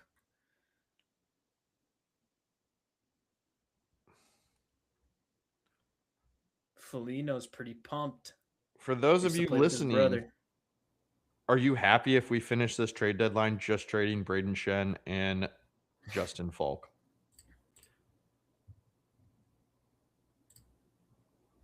Those two? Just those two. If that's all you trade, are you happy? All right, chat, hop in and let us know. I'd like to say I'm okay with it for now until the off season. Then I need to see more. Yeah. 3 minutes, everybody. 3 minutes. Hearing Justin Falk to Detroit will confirm soon, according to the Locked On Blues podcast. All right, Locked On Blues podcast. Are you going to beat Jeremy Rutherford to the punch here? No. Who knows? If Falk goes to, yes, says Joe. Okay. I agree with you, Dad. For now. Then in the offseason, you need to resurface the trades with all your other big guys, Kyrou, Thomas, Parayko, I think it's Fowler, Bush, all of them. Oh, yeah. The price definitely, I think, was too high for Robert Thomas to go to Utah. I think it would have been worth it to get Denoyer and Tige just straight up. Mm-hmm. I agree. But there's a little extra. There's a little extra because he was the top center out there for this deadline. So I mean, for Doug, you aim high, like real high, and if someone goes for it, you cash in. 2 minutes. How would you guys feel if there's a surprise last minute trade where we would send Jordan Kyrou to Seattle? I just saw a picture of Shane Wright pop up. What do you think? How do we feel about that? I love it. I mean, if it's for more than just Shane Wright, though. Yeah, I think you're getting multiple. Also, how much of a failed trade deadline would this be for Nashville if you don't move Mashershall or Holla? Oh yeah, there was rumors about Marsh or so too. He's no talk on him though. Also, is Detroit gonna not pull off anything else? Are we gonna see Carolina not do a single move besides a fourth liner? Weird. Is Montreal not gonna add a single player? Weird. I think Montreal was the team that needed it more than those two, Detroit and Carolina. But like the fact that Detroit has been like in all these rumors for a right-handed defenseman for a month, and they're finally talking about Justin Falk with a minute left. I'm really curious if DA can pull the trigger here. Lots of rumors that trades will be being announced post deadline as trades will be filed last minute. My dad says bye-bye, Kyrou. Yeah, he doesn't like Kyrou. I'm right there with you. Let's go. I love him. Change the scenery. I don't like it's just not working here. All right, it's officially 2 p.m. everybody. We will be getting the late trade announcements hopefully within the next few minutes. I'm going to pull up the trade tracker. Also, a lot of rumors. What happens if the Blues acquire David Perron from Detroit? It means he's retiring as St. Louis Blue. Yes. Here, I'm gonna next player coach. Yeah, Steiner, scout for Steiner. Oh, sounds like it's happening from JR, Detroit and Falk. Can we get the official tweet here? Come on, Blues fans! Hey, come on, guys! Armstrong didn't let you down. Didn't let you down. He let us down slightly that it took till the end of our almost 3-hour broadcast to do a single thing of anything. It's been painful. Replying to JR's tweet with "come on" in all caps. Hey, you know what? We're cheering it, but also shout out Justin Falk, shout out Braden Shen. Like, shout them out big time. Those are gamers. Great pros, great people. Gave it their all here in St. Louis. If Falk is also gone, they gave it all. Gave it their all. And if all stays, if everything stands still, that means Vincent Trocheck not moved. Mikey, if you can pull up our trade board. Yeah, I will. I totally forgot about Troch. Yeah, Can't so believe he hasn't been moved. What's going on? if we are talking deadline right now, unless some last minute trades come through, Colton Parayko staying put, Robert Thomas staying put, Eric Holla as of right now staying put, Vincent Trocheck staying put, Jesper Wallstead also staying put, Yep. Mario Ferraro staying put, Ryan O'Reilly staying put, Blake Coleman, which now rumors are saying that he is vital to this turnaround, staying put, Rasmus Ristolainen, Staying put. decided not to do anything, staying put. Nazem Kadri, who has been rumored for the last couple hours of going to Montreal, still has not been listed as a trade, staying put. And Sergei Big Bob Burbovsky also staying put. Yeah, and an update about Bob. Pierre LeBrun comes out and says the Panthers are currently refocusing on to re-sign him. So they said, screw it. We don't want to get anything for you. We'll keep you. Yeah. So we'll see what Bob thinks. I mean, he's been making 10 mil for years now. He's probably okay with taking a little cut in the pay. Oh my God, this is crazy. Come on, Justin Falk. We love you, brother, but let's do it. Come on, DA. Also, how did Edmonton not find a way to add anything else? Well, they got their right-handed D. They got their depth forwards, but like I feel like they'll be okay. Connor Murphy's good. They don't have the assets to get Falk, I guess. Well, dude, I'm so curious what Detroit's about to deal with. Goalie prospect has to be in there. You think so? You think it's Casa? Yeah. Oh, Elliot Friedman coming out here. Bobby McMahon to the Seattle Kraken. Yikes. What a pickup. Seattle kind of sneaking in a trade to make their playoff push with Bobby McMahon. Yes, Andrew. Falk supposedly to the Red Wings. We're waiting for the official tweet here. Elliot Friedman coming out hot with Bobby McMahon to Seattle. What a trade. We'll see what the return is with that one. This is crazy, man.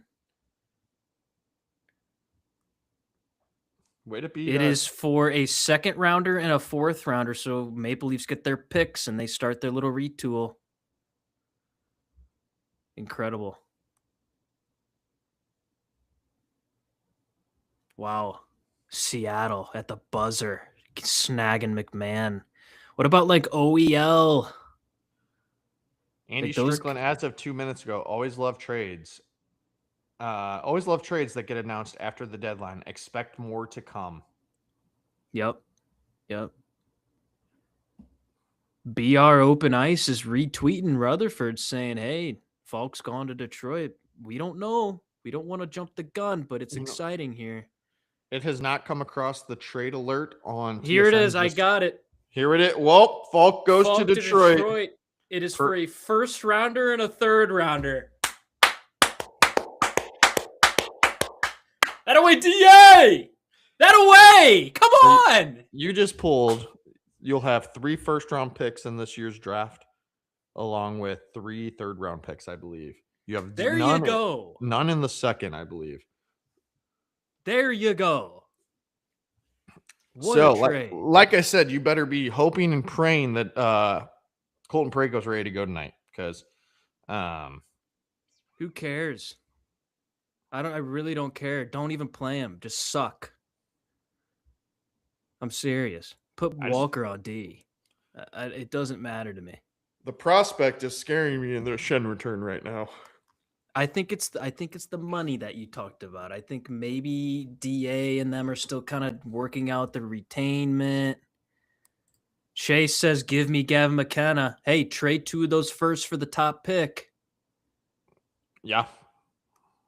You could do that if you wanted to, or you could trade all of them and get a true asset. Yeah, like I was going to say, you could work. Brady, you could use these picks to go back to Buffalo and acquire the missing pieces you're trying to put together. This is interesting. DA, he's got it. He's got it in the works. Hey, Blues fans need to chill out, man.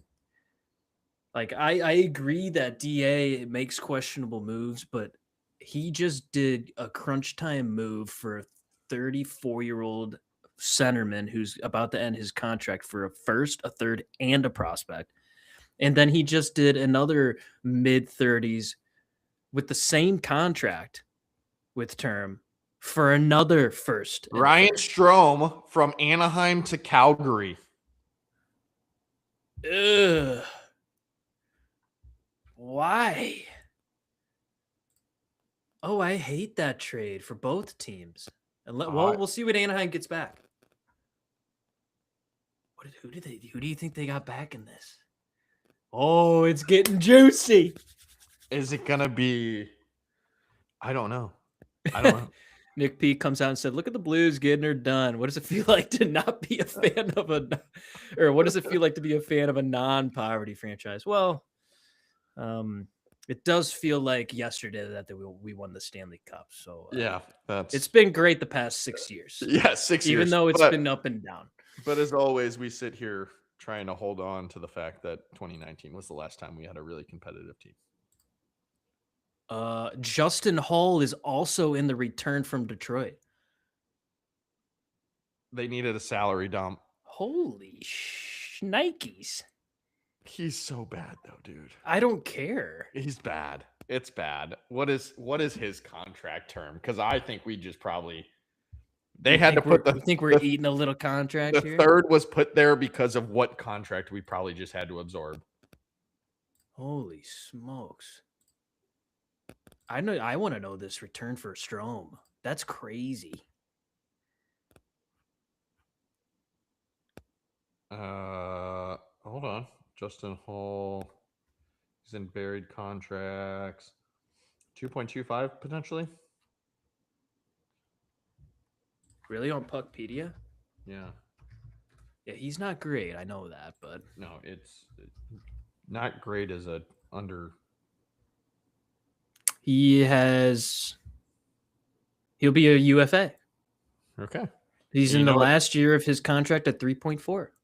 All right, Blues fans, are you prepared for the next announcement?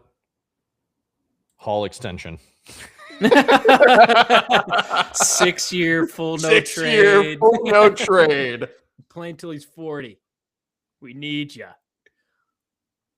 So basically, they basically get Falk for half the price for this year is what it is. They take 3.4 off, they gain 6 point whatever, so it's only a $3 million cap hit. You know what I mean?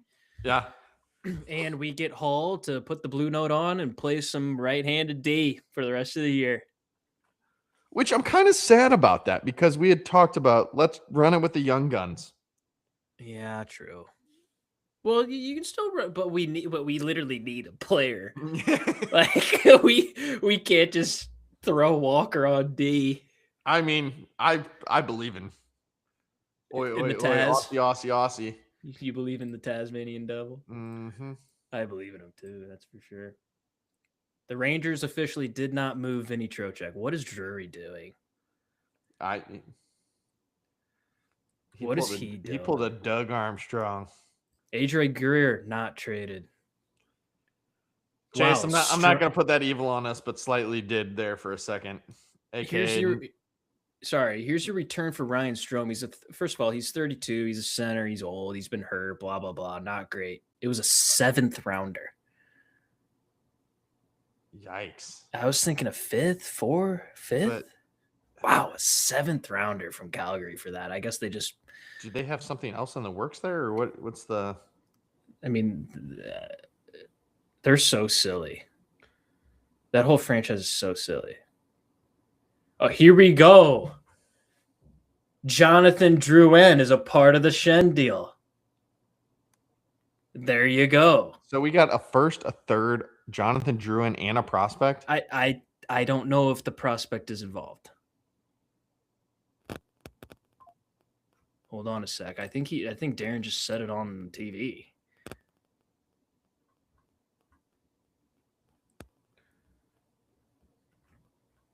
Oh, now they're throwing freaking Pavel Buchnevich on the trade board here in the background as they're flashing through players. Let's go. You imagine Bush is That can't involved be in a right trade? because it's like it says traded and it was flashing through players and it looked like Pavel Buchnevich was one of them. That can't be right. That'd be insane. No, it's not. So the Blues, they officially get Drouin as a part of the Shen deal. It was previously ported at a first, a third, and a prospect as well. So if it's Drouin on top of that, we fleeced the Islanders. Yeah. Darren But if it's a Dreger, first, a third, and only Drouin, then it's, it's whatever. the chirp just goes, one of the worst players coming back in return, and Justin Holt to the Blues. Agreed, but I don't care. Why do we care?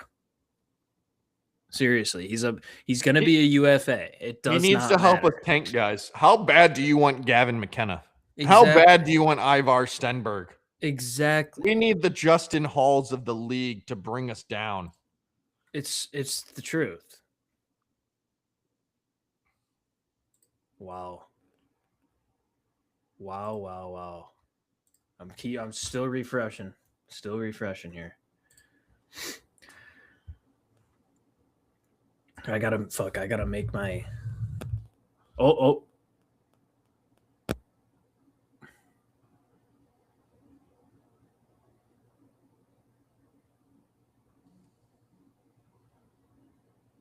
After practice on Tuesday, it seems like Schenner kind of knew.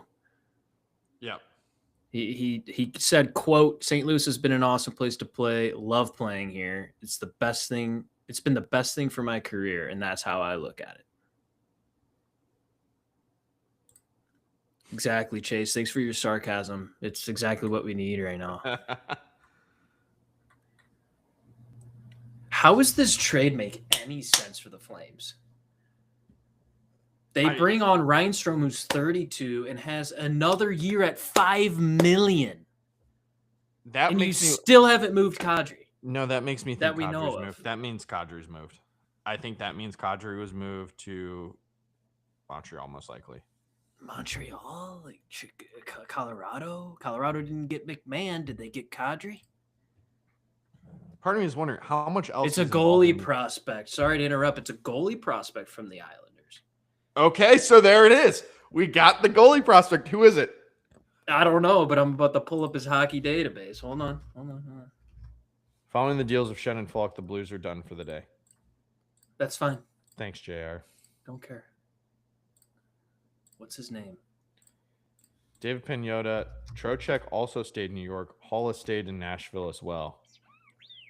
It is a Swedish goalie prospect. Of course it is. 20 years old. He's 6 foot, 200 pounds. He's a 5th round pick 2 years ago. He's over in the Swedish league. He currently is sitting at a 8.96. He's 9-15 with only a 2.84 though. So it looks like the team in front of him is stinky. And then we also get Drouin, and then we also get a first and a third for Shen alone. Okay. Let's go, dude. What's Drouin got left on his contract? Let's see. I will look it up on Puckpedia. Yeah, so here is per Elliott Food and Braden Shen from St. Louis for Jonathan Drouin, 2026 first round pick, which is Colorado, so it'll be very late. A third in Marcus Gildolf.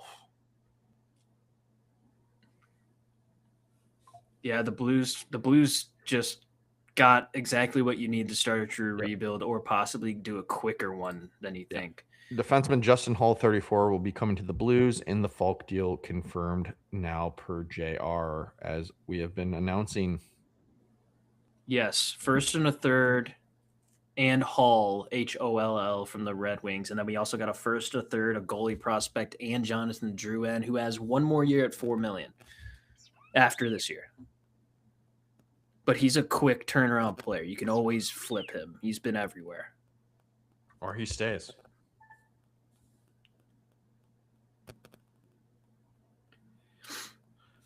The one more year for him stinks at $4 million, but you're still taking $6.5 million off the books, so you still gain $2.5 million next year anyway. And Falk's gone, and Hall's only at $3 million, so you basically just got $6 million, 2 firsts, 2 thirds, a goalie prospect, and a winger that can score goals for a year. take it. So is it Detroit's first round pick this year? I'm not. I didn't look into the years yet. I am going to do a Falk post real quick.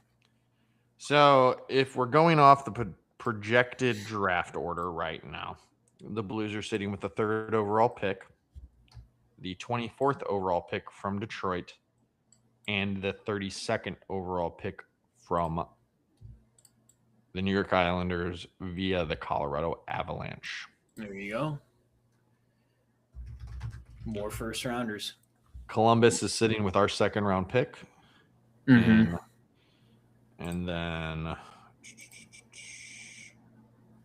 we would be sitting with the 3rd overall pick in the 3rd round, which is pick 67. The 88th overall pick in the 3rd round, as well as the 90. I know where the Islanders pick be, which would be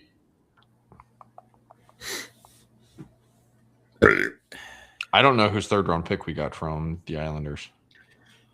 Here's a little question here from Andrew. Long shot, but does Boosh move? Off season, but he probably won't be.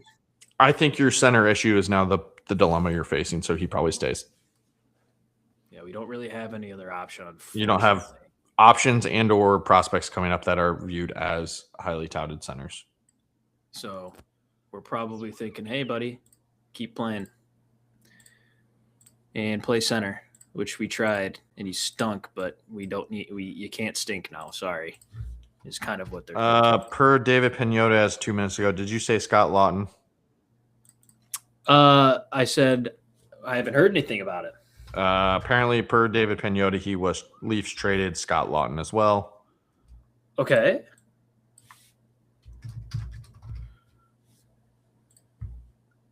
And what's the return on that? Do you know? There's no return or where yet.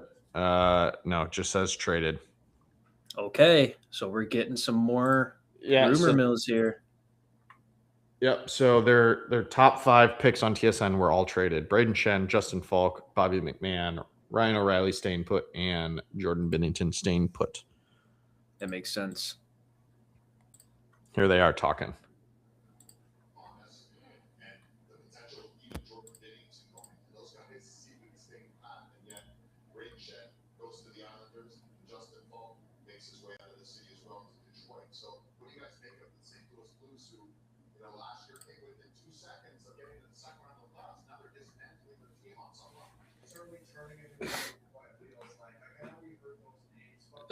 It is the LA Kings for Scott Lawton.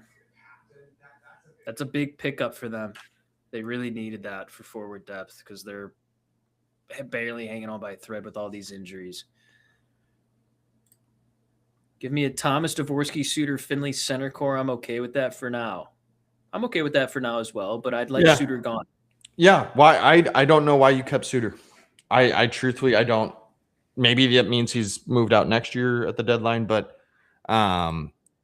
thoroughly surprised this team will continue the rest of the year with a P.O. Suter. I agree. I'm truly also surprised that we will be finishing this season with a Jordan Kyrou as well. Like, I thought there would be a drastic locker room shakeup, and I thought Kyrou was going to be the guy that was going to be the casualty. But I'm thoroughly surprised. I am happy with the outcome of this this deadline.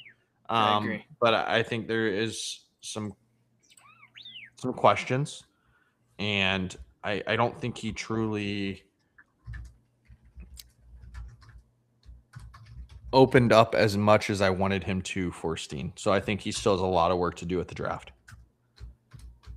Yeah, I agree. I think if you find a way to package those 2 other picks and get yourself into the top 10 for a second pick, I think that would be ideal.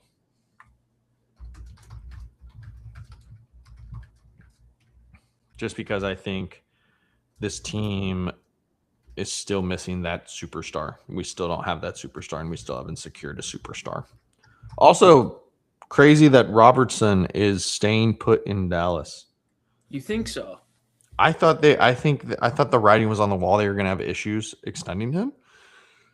and they would trade him. But use them for your playoff run and see how it goes. Exactly. He's a restricted free agent. You use him now. If you can't get a deal done by or when he's restricted, then you start shopping him. Yeah. Or you move others to keep him. Yeah. Which is tough, but it happens. Yeah, so I'm very interested to see how this press conference goes around 3:00 with the Blues. I'm excited. We will probably tune into that ourselves and then follow up with some information as well post broadcast. All right, I just tweeted out the Falk trade. I'm going to post it on IG. Bang, bang, bang. Sorry, I've had my head down for a little bit here. No, you're good. Those of you that are listening in our live chat and have been talking, guys, make sure to hop over on Instagram, like those posts, get yourself entered in a chance to take home 2 Blues tickets to the March 24th game versus the Capitals. Yeah, it'll probably be your last chance to see Ovi. Yeah. So if you want to go see Ovi for the last time, be sure to get into that giveaway and hopefully you guys win. I am so happy that we at least got those guys gone. Yeah, no, I agree with you. Also, for those of you that have tuned in, tell us what you thought about today. We want to know if you like this kind of format, this type of setup, if you'd be interested in us doing this more often or what we could do to kind of get things like this rolling more frequently to see if you guys enjoy it. And thank you again for those that have tuned in and out. I know you guys have a busy Friday going on, but we are super happy that you were able to join us. Mike and I love doing this, and we'll see where we go from here. Yes. We forgot to shout them out, but shout out Skate STL. Augie, much love. Brandon, much love. You guys are doing great work. Keep doing what you're doing. And if you want to check them out, go to skatestl.com. They'll bring the skates to you. He can help you learn how to skate, adult or as a kiddie. So thank you to them and shout out to them. Need more lives from the boys? Okay. That way, Chase. Thanks for tuning in there, buddy. It was fun. Make sure you go on Twitter, tag us in anything. Like let's keep talking. And we'll have this long 3-hour live posted onto YouTube. And I guess I can post it on Spotify and Apple. I'll figure it out. We'll see if it gets on there. At least it'll be on YouTube at the very least if you want to go back and kind of see what we had talked about. Josh, you have anything else? No, I think Doug lived to fight another day. He made it through his career. Now he can retire. Yeah. Well, now we can move on to president of whatever. So, as always, guys, thank you so much, and let's go Blues. Let's go Blues, baby.